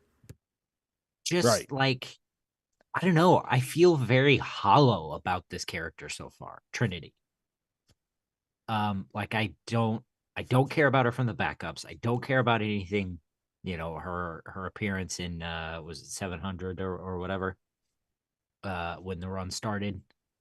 I just like, I don't forecast a future because to me she just doesn't, it doesn't feel like there's staying power here. Is she an industry plant in your eyes? Yes. Yeah. Yeah. Yeah, I guess it's not Lizzie's first appearance, but it's her birth. I don't know. Like I don't even know what's relevant to speculators, but I just thought I would throw that out there. Maybe it's immaterial.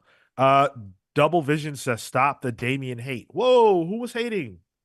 Who was doing that? I love Damien. I was just saying he hasn't aged much. I'll hate on Damien. No, I don't mind. no. I think we have a video soon coming up about that, honestly. Look out. Style So Serious says the biggest problem I have for this Wonder Woman run is that the Sovereign is not a compelling enough villain, but I like this book. I sort of like, my gut also says like, how did this rickety old man pull a gun on an active Marine?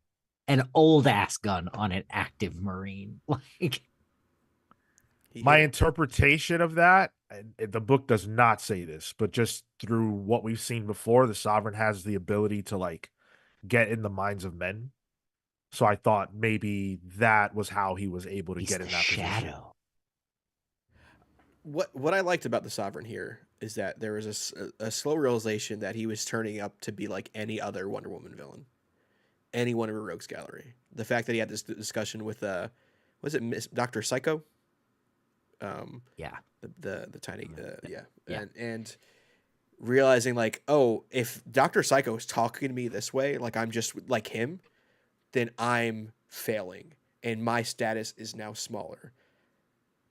And then it almost like in a Joker-esque way, he realizes I got to do something to make sure I plant myself in Wonder Woman's kind of rogues gallery.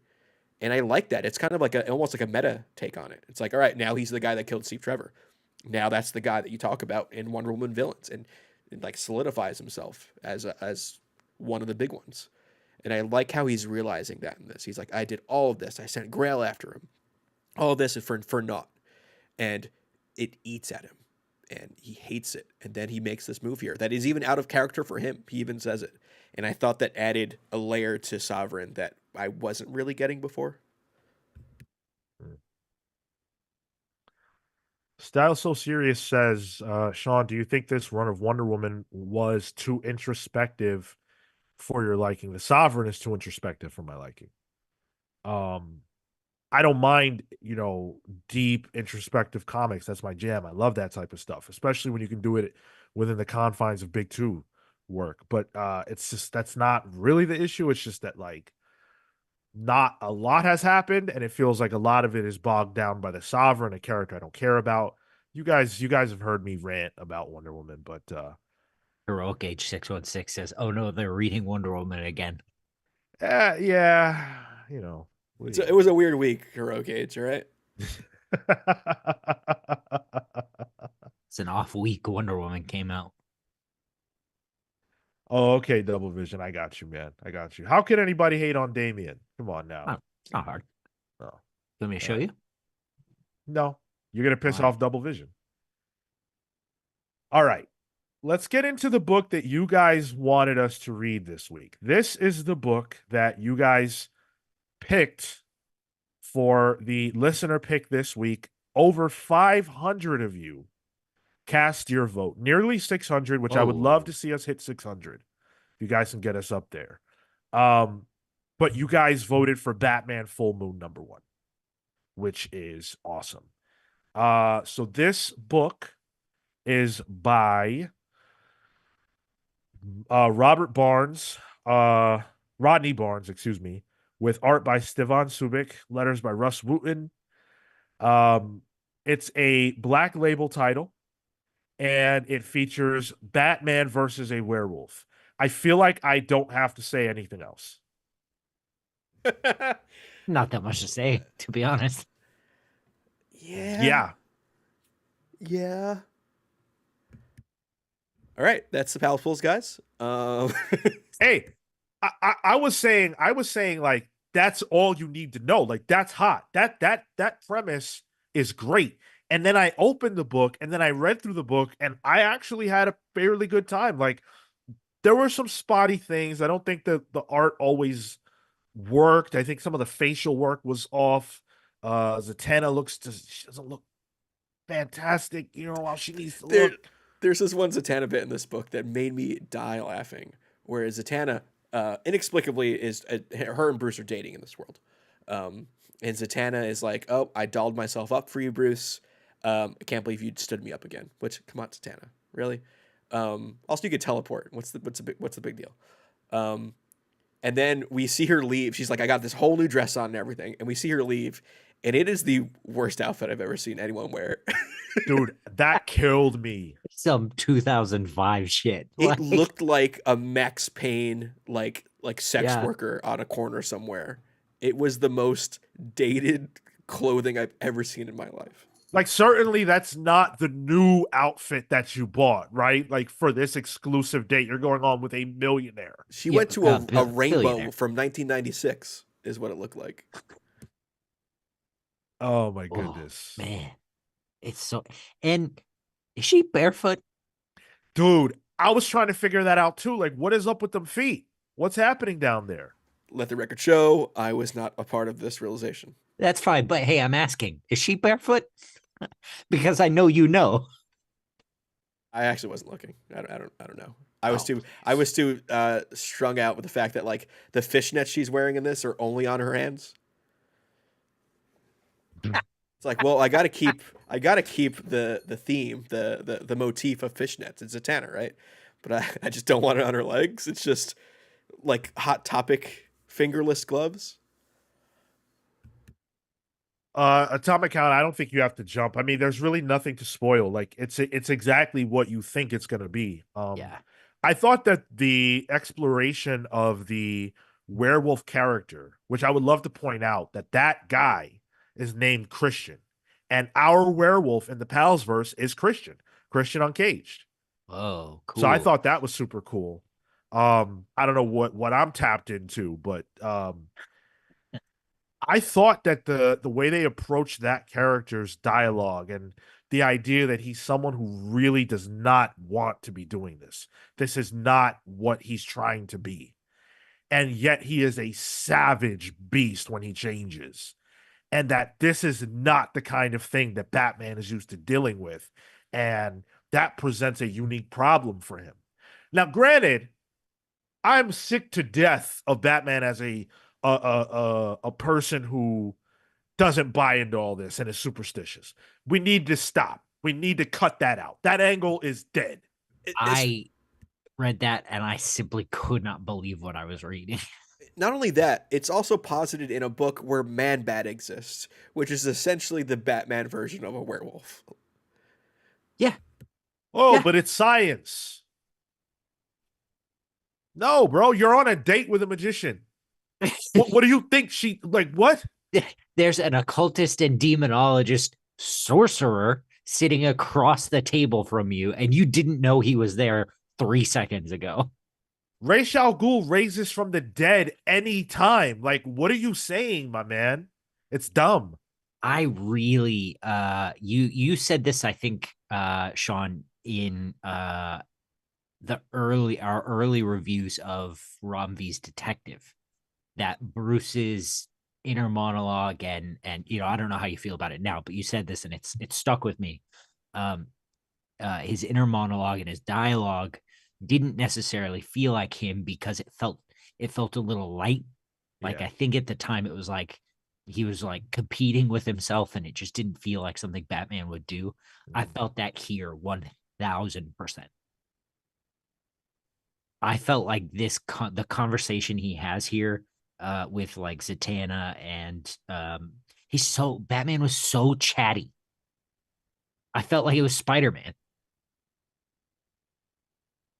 Yeah. Yeah. Oh, I definitely felt that too, but I don't know, maybe there was a spell on me. Like I just really enjoyed this for some reason. Like I was like, wow, I wish I could show you guys the actual book itself, the cover and the back matter, or not the back matter, but the back cover have like a different kind of texture to them on the images and words. It feels really cool to hold the book. So I like that. But I also was sort of enchanted by Steven Subik's art in a lot of spaces, man. The werewolf looked cool, I thought. This was kind of a roller coaster for me. As I'm reading this, I would say like 2/3 of the book, I'm like, man, this is just not my thing. This doesn't. This feels like any werewolf story in a book where Batman doesn't think werewolves can exist. So it felt like antithetical to what like the book is. But then you have the werewolf pop up in that church with Man Bat fighting the werewolf, and I'm like, I'm a simple man. I wasn't really into this, and then I saw that, and I was like, this is kind of cool. I kind of like this. I'm not sure I can pull on the book as a whole, but there are bits of it that like lend itself to Subik's art. Um, I think the art, Zatanna aside, I think the art was very good. I think when Subik plays with shadows, especially with Batman, it really plays. The way that he messes with the cape and it gives Batman like a weird creepy shape Yeah. is like that's that good shit. That's how Batman should be. But then you do have the sort of parts that are in light. And those are a bit off. Um, but overall, like I felt like the art played with the book really well. Mhm. Yeah, I like the moodiness, the darkness of it. Yeah. Subik is an artist that I've enjoyed anytime I've seen his work, so this was no exception. I didn't expect to like this, I'll be honest. I was not really expecting much. Rodney Barnes is good though. I'd like to see his work in other spaces. I don't think he completely nailed the Batman character in terms of the dialogue, like we talked about.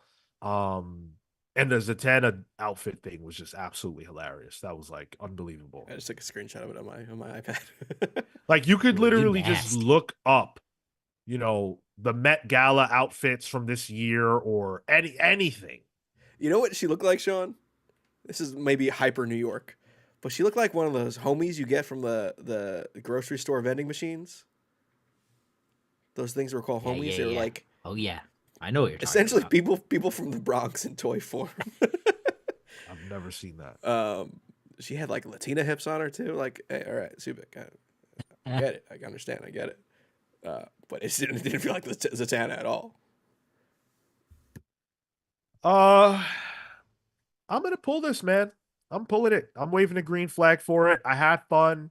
I didn't come into to this expecting much, and then I ended up enjoying myself. So I can't really hate on that. I'm not sure that it's like run out and get this. I wouldn't say that. But I would say if you think you'll like this book, if you like the idea of during this Halloween season having something a little bit different from Batman, a little darker, seeing Man Bat versus a werewolf, then this is a buy. It's a pass for me. I think like there's some decent werewolf stuff in it, but obviously they're gonna play on the fact that Batman got injured by this werewolf, so maybe the Hey, whoa. lycanthropy might be shifting. But if you didn't expect that in a werewolf book, must be your first one. A Uh, werewolf book with a superhero, yeah. yeah, it's fine. Not my thing. I can see it. I can see people enjoying it though. It's just not my thing. So it's pass, Marco.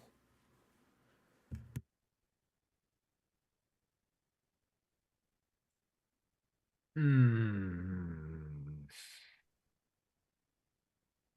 It's funny. I think I feel the opposite of this book, the way I felt with Wonder Woman. I sort of want to judge this on the merits of itself. Maybe because it's the first issue and I don't have a history with it, but I don't like werewolves either. Nah, this is a pass for me. I had fun with it, but I'm not like if I saw this, I wouldn't go for it. Damn, I love werewolves. Yo, Van Helsing werewolf from the Van Helsing movie, best depiction of a werewolf in media. That is not true at all. Best one. Well, Stop American it. Werewolf in London, pretty good. There's never been a good depiction of a werewolf in a movie. They can't Hey, you crack never it. saw Teen Wolf? They can't crack it. Bro never I'm watched sorry, Twilight. not even Teen Wolf. I'm sorry, I'll say it. I'll be that guy. What was it? Werewolf in Brooklyn? Werewolf in the one with Eddie Murphy? You didn't like that? Wait, there's Sorry. What is that? That sounds great, actually. Check it out, bro. Let me look it up. Werewolf Yeah. in Brooklyn. Okay.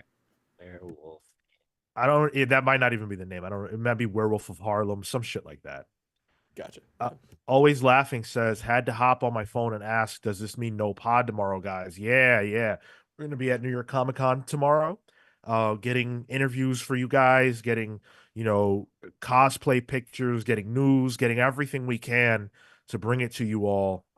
So yeah, we will not be live tomorrow, and we will also not be live Saturday because we will be at New York Comic Con.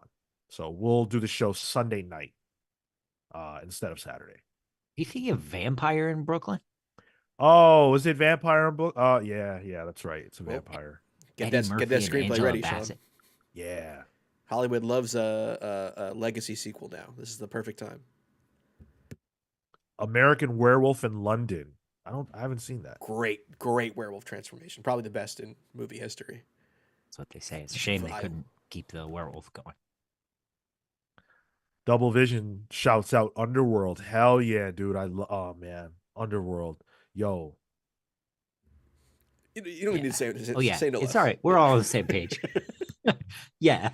We're all men of a certain age. We understand. Man. Okay.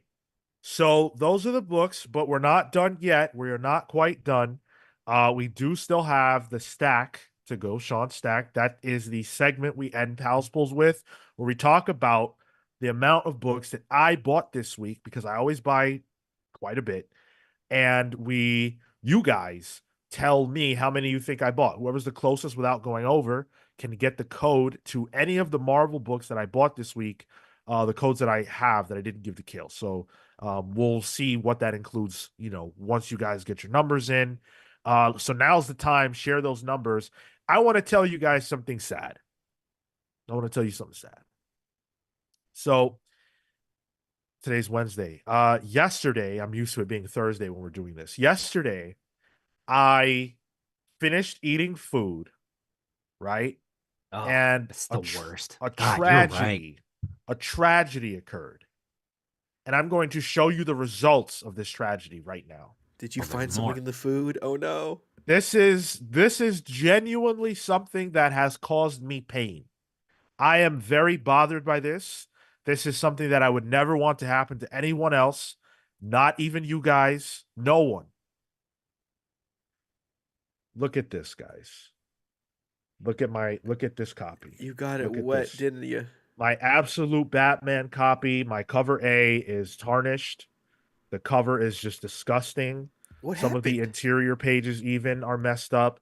I bumped into my table. The back is just vile. I bumped into my table and I dropped my stack on the ground, and then my food fell on top of it, the remainders, and I mean Yikes. the cover is just destroyed. And I knew that I wasn't going to have a chance to get another one. I felt that in my gut. I know how fast this has been flying off shelves. And so I was really bummed out. And I went to my LCS today just on the off chance that maybe they still had one. Because they had so many last week, like an insane amount last week. And they didn't have a single one left. So not a single one. And, for those of you who might be saying, well, why do you care? What's the big deal? This is something that's very significant to me, man. Like we spent a lot of time talking about this book coming out. We spent a lot of time promoting DC's books and generating excitement. And then I finally get to read it and partake. And now I have a fucking screwed up copy of the first issue, and there's never another chance at that. A second printing is not the first, you know? You want mine? No, it's all right. Nah, it probably has. It probably has. Bro, I have 2 copies. Yeah, Take but it. The words probably have I'm the letter never U in gonna it. open it again. You can have it. I mean, It's at least just- New York Comic Con's coming up. It will be there. How much it will be is the question, but you can find another copy there. I already dropped $20 on the Dan Panosian. I'm not gonna drop another whatever $30, $40 they're trying to hit me over the head with. I don't buy comics to resell them. I buy them to have them, and I just really wanted to have this. I bet you Midtown will have a stack that they saved for New York Comic Con of the A cover. Could be. This close, and they have huge presence there. Midtown will probably be like, you might want to Thursday hit up that booth pretty quickly. It's funny. Mike- Their shit. Go ahead. Mike, that ain't right. Mike's Total Dragon channel said exclusive water damage variant. Hey, Mike, come on, bro. That's not cool, man. I'm in my Damn. time of mourning. What are you doing to me? It's not cool. Am I allowed to make jokes? Yeah, of course. I'm just fucking with Yeah, Mike. Yeah. it's the all on variant, and all of the on was food. Yeah, What were you eating? just wet. He was eating that wet. Like, No, I was Oh. having a delicious pepper steak, man, and the broth, sauce, whatever. Juice. Yeah, and it's crazy. That's the only comic book that was affected. do you have the scented variant now? Yeah, my dog keeps hovering around the area looking for what smells so fucking good. It's You Absolute want to Batman, eat this, baby. Ash? Do you want to eat this? You want to eat this Batman, Absolute Batman? I don't have a use for it now. Do you want it? Just You go want to this? Scott Snyder at New York Comic Con and be like, "Hey, my dog ate my copy." Classic move. I should. He's a teacher. Yeah, he's Yeah, got he to. gets it. He's got to take it.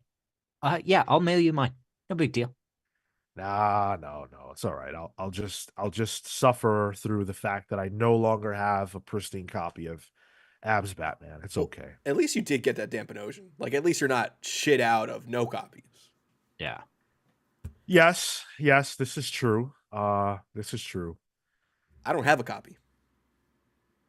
But that was your choice. No, I meant to go. I forgot. Tyler, I'll mail you mine. Okay, cool. Yeah, I'll take it. You got it. Heroic Age said, "Bro, read a $100 comic while eating dinner. I didn't read it while eating dinner. I bumped into it because it was on my table." If anything, chat, this should be a reason and a lesson that everyone can learn. Bag and board. I do bag and board. I have thousands of comics that are bagged and boarded. I just haven't gotten to it yet. Immediately bag and board. Yeah, or don't eat. Go in the other That's direction. the I real- enjoyed that, yeah. Buy more comics and stop buying food. That's the real truth of it. Just stop buying food. Stop eating. Who needs it?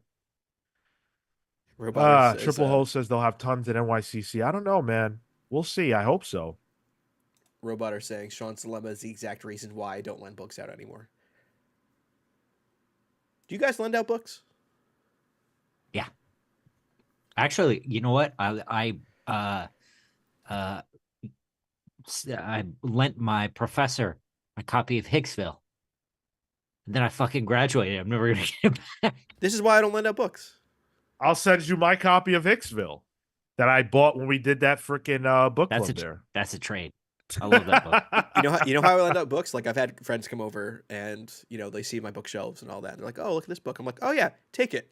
And then, like, as I'm talking to them, I'm buying another copy.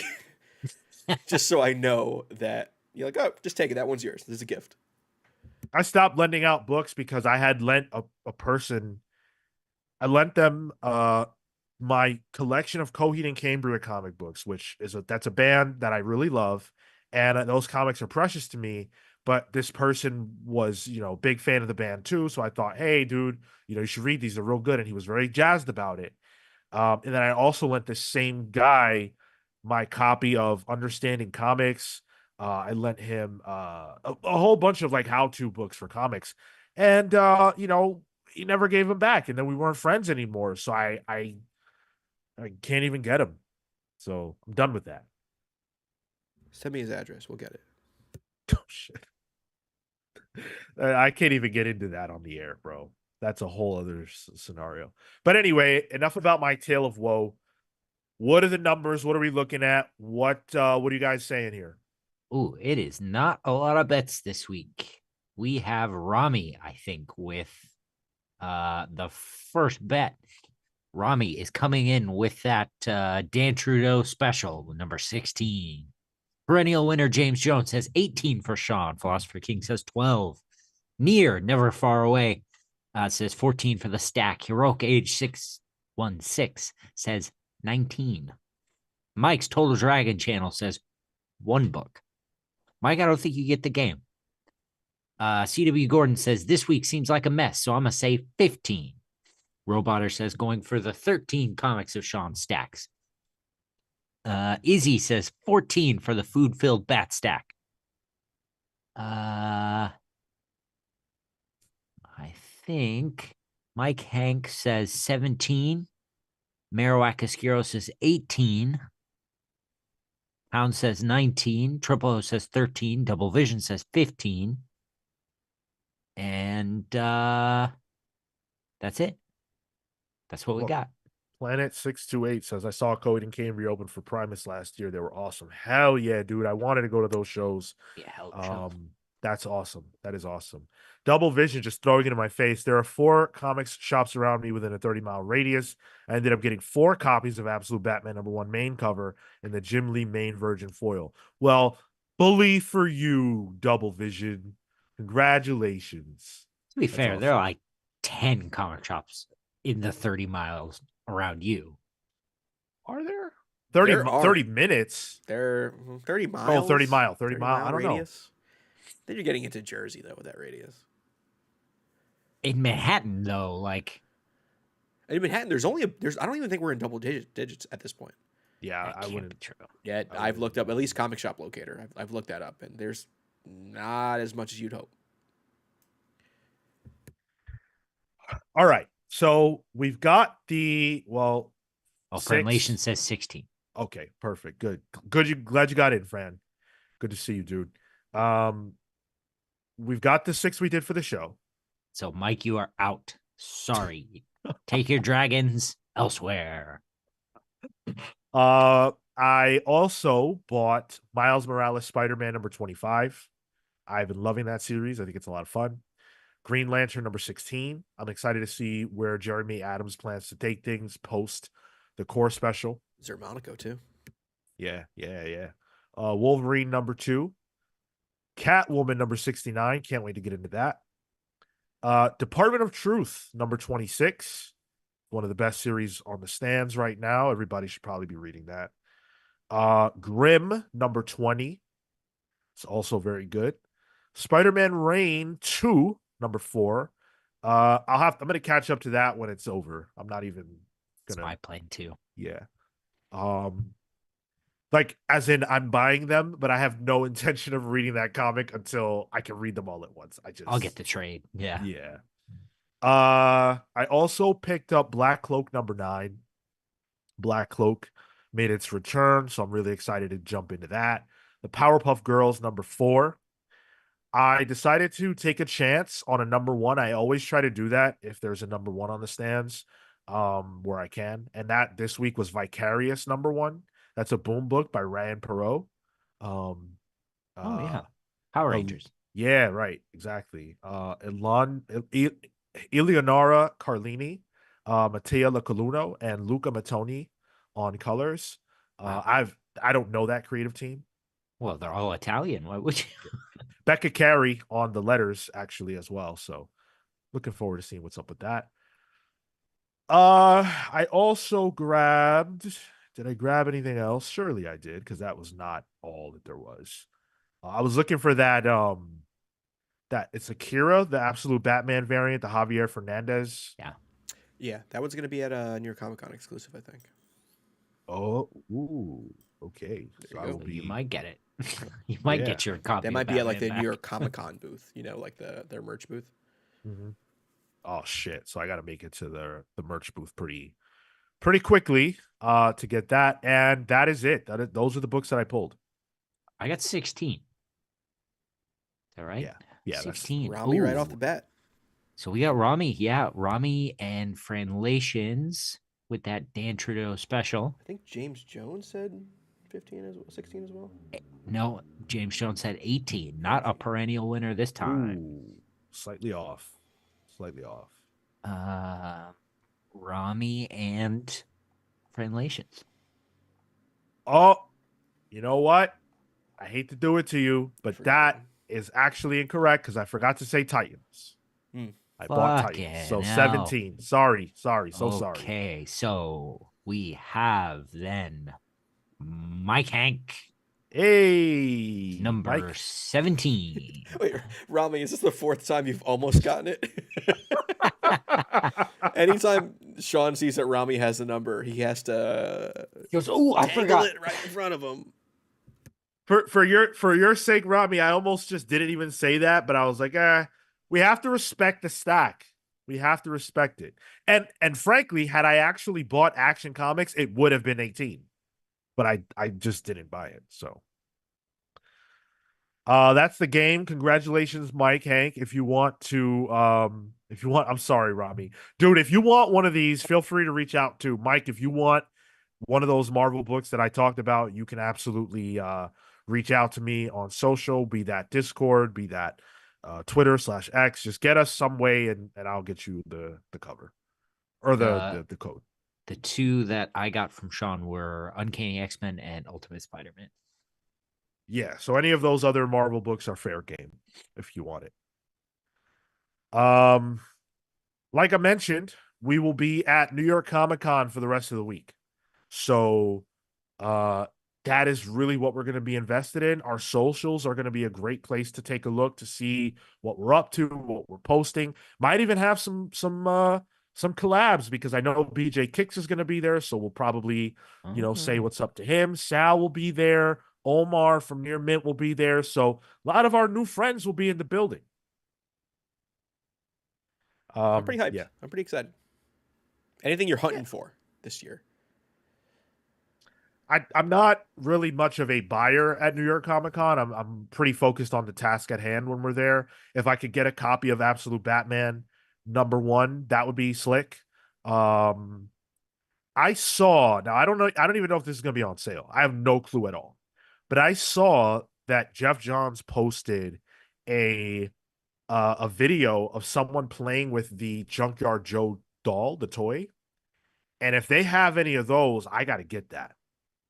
I feel like I remember reading that those were going to be on sale. No, they were already on pre-order. So that was a while ago. They went on pre-order. So it's possible that they might be there, or like an exclusive version. Like they do variants of toys sometimes. That's a possibility. It's like one. It's we're in triple digits for this thing. See, let me tell you something about friendship. All right, because we put Jeff Johns on the map. All right. Those interviews, there was no Ghost Machine. It was just he came on here, and then all of a sudden, the Comics Pals bump. Now he's Jeff Johns, and all I said was, "Listen, bro, when there's a Junkyard Joe toy, you need to hit your boy up." And of course, he said, "Oh, it's coming." All right, well, when's it coming to me, Jeffrey Johns? When am I going to get my hands on it? I need to put that next to my Mega Man because I fucking love robots. So where is it at? Wow. It's unreal. Well, you're definitely not getting it now. He ain't listening to this. He's with the Ghost Machine brothers and sisters somewhere downtown Manhattan having an incredible meal. That's he's what at he's Francis doing right Tavern. now. That's where it's the Redcoat people, and that's funny because that's where George Washington would have his speeches. I think they posted a picture with George Washington. Yeah. Oh shit, they dug him up. Atomic Hound. Oh, that's a good point. Atomic Hound says mini book club on Discord Saturday morning. The Manhunter backup stories from Detective by Goodwin and Simonson, 10:15 a.m. So in our absence, our community separate from us, Stepping up. will be hosting a book club through our Discord server. And if you want to talk Manhunter, the best way to do that, the best way to join deeper into the fold is to join the Discord server, and you can take part in that. There is literally there's no barrier to that. There's no financial barrier, there's no social barrier. Just show up. Everybody's welcoming. You'll have a great time. And I'll double down on that, not to overshadow the community mini book club, but if you want, after the book club, I'll hang out and we can talk NYCC. We can talk whatever else happened this week. We can hang out because I don't get to go. So if you feel my pain, we can hang out. We can have a little a pals hangout. You gonna make the FOMO channel? Book club. Yeah. There we go. Yeah. FOMO chat. New York Comic-Con FOMO chat. I think this is the closest I've come to going. My wife, Dr. Hot Dog, is going. I didn't get to go. When she flying in? Oh, she done been there. Oh. She been there all week. Oh, okay. You had speaking of pain, you had a story to tell if you want to get into that.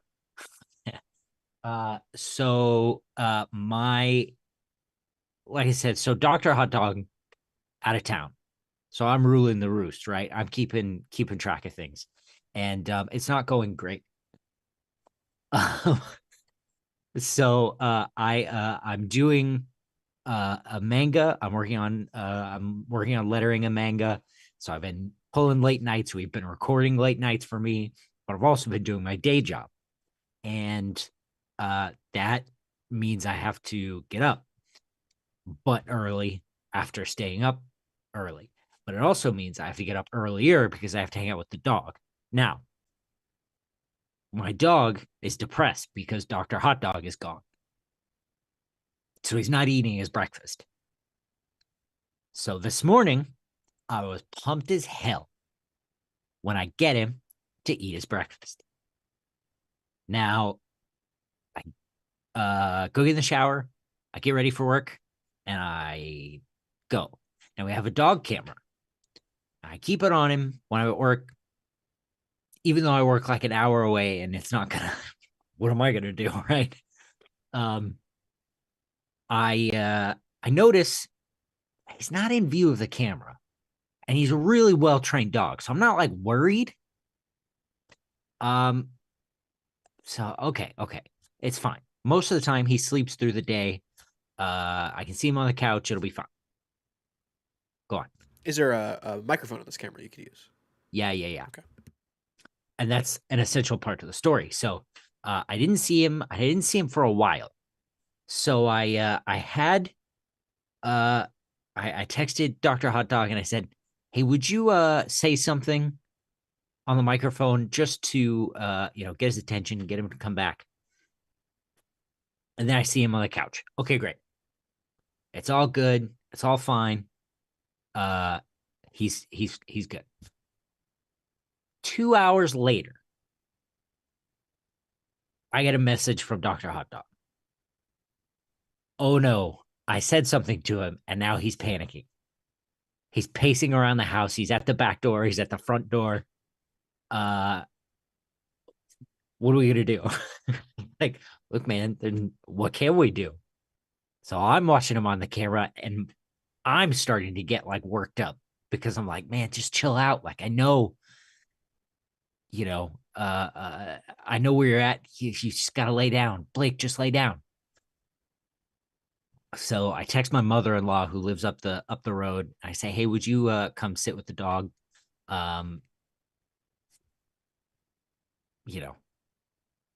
He's bugging out. She comes, everything's fine. She shows up, they play a little, he jumps on the couch, he goes right to sleep. I come home. Hey, the dog was great. He didn't even need to go to the bathroom. So I let him out. He had a big pee. And I say, oh, goodbye. Thanks so much for coming. I really appreciate your help. And I, start kind of getting the house back together, coming off work or whatever. And I go up to my office where, my dresser and my clothes and things are. And because I was working last night, I brought up his special mat and he had a bone behind me on the floor on his special mat. So I just left the special mat up here because it was late at night. So I walk into the office and I'm looking at my clothes and I go, man, it stinks in here. What the hell happened? And I turn around, the two biggest piles on his, I want to be clear, on his special mat only. The poor fella, not only did my wife wake him up, and he probably would have been fine, the poor fella had a big old nasty. And he had to ruin his special mat in the house. And he was embarrassed. It was a whole thing. And that's been my day. Sounds shitty. That's not pretty. That's not pretty. Your dog decided to take a shit on his own bed because he can't take a shit on you or Dr. Hot Dog for not being around. That's it. I mean, yeah. The C.W. Gordon says on the mat is better than a floor carpet. No, certainly. Yeah. Certainly. And he knew, the dog knows. Yeah. Don't we all shit ourselves when we're a little stressed out? Listen, I was doing it. I did it yesterday during Tom King when the stream wasn't working. No, I'm joking. I'm joking. I didn't do that. I'm telling you, there's something going on in the last 24 hours that has seems like it's hit all three of us. I at least had a good delivery the other day. Do you want to do a little show and tell real quick? I got some Marvel Legends. This is still comics related. I picked up Dracula. Oh, yuck. Okay, right. That's how about Brother Voodoo? Huh? All right. No? Any Yeah, better? okay. Any better? Cool. Or how about this? I like that new box. Oh, The Phoenix. Yuck. oh my God. It comes with the giant Phoenix as a stand. Wow. Yeah, I had a couple pre-orders that all. Where came do I in. get that? New York ComicCon, baby. Let's do it. Let's find you one. Actually, I heard Target dropped a price on them already to like $20, which is like it just came out. I don't know why Target's doing that. I've been keeping my eye out though. Sean. Target. Keep my eye out. Oh my God. Now this is why I'm talking about the hunt, Sean. I'm gonna introduce you to the hunt at Comic-Con. We're gonna be hunting for this. You don't even need to get it. I mean, just shit, finding if it. they've got it at Target, I'll just go to Target. Well, city Targets are not the same as Targets. Oh, That's a good point. Yeah. That's a really good point. Yeah, that's the worst thing on New York City is the lack of Walmarts and Targets. Toy hunting in New York City is the worst thing in the world. Impossible. You got to get a car, go out to Ollie's in like Edison, New Jersey or something. I've only just learned about Ollie's. Oh yeah, Bargain Mart, man. Give figure it out a what- year. You can get Marvel look Legends at for like $7. Dang, I had to get that Superior Spider-Man. That's also on sale at Target right now too. I saw that for like $13 at one point. But yeah, I can't get started with this. I just need that gene. Like that seeing that was just like, oh my God, I have to have it. All right, That now was the immediate feeling I had. you have a Target now. Welcome. Oh my goodness. you Ways go. of the Sith says that whole Strange Tales wave is great, and so is Phoenix. I got Yeah. reviews up on my channel. Oh, Oh, cool. Who said is that what your channel's about? Ways of the Sith? Let's give you a little promo. Hell yeah. Well, surely it's about the ways of the Sith. That's what I thought. The whole wave is like mystical characters, so you can make Blackheart, which like I don't need to buy Bloodstorm. So like I'm not gonna make Blackheart. But like if somebody's selling it at New York Comic Con, like the collected Blackheart, I might pick that up. Blackheart is cool as shit. Right? Not enough Blackheart in comics. Why?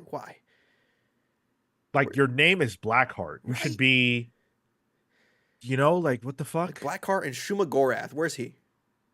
There's a legal reason Yeah. around him. We got Yeah. Rom. We could figure it out.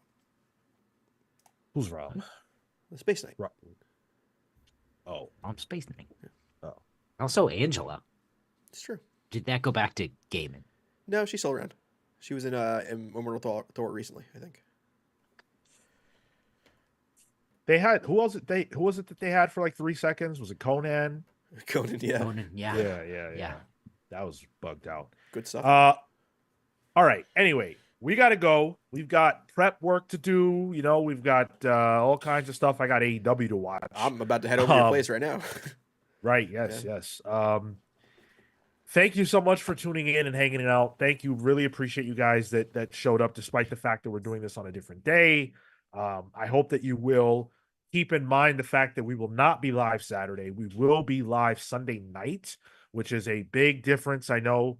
But we want to make sure we still serve you a show because we don't miss them. We try our best. And, even though we're going to be dog tired after 4 days at NYCC, we will be here to deliver every bit of news that came out of the event. So we will see you across the socials. Thank you. Oh, go ahead. Sorry, keep an eye out around 7:30 Eastern. Probably around then. Yep. Yeah. On Sunday night. Yes. We will see you then. Thank you for the well wishes. Appreciate you guys. We'll see you next week. Take care.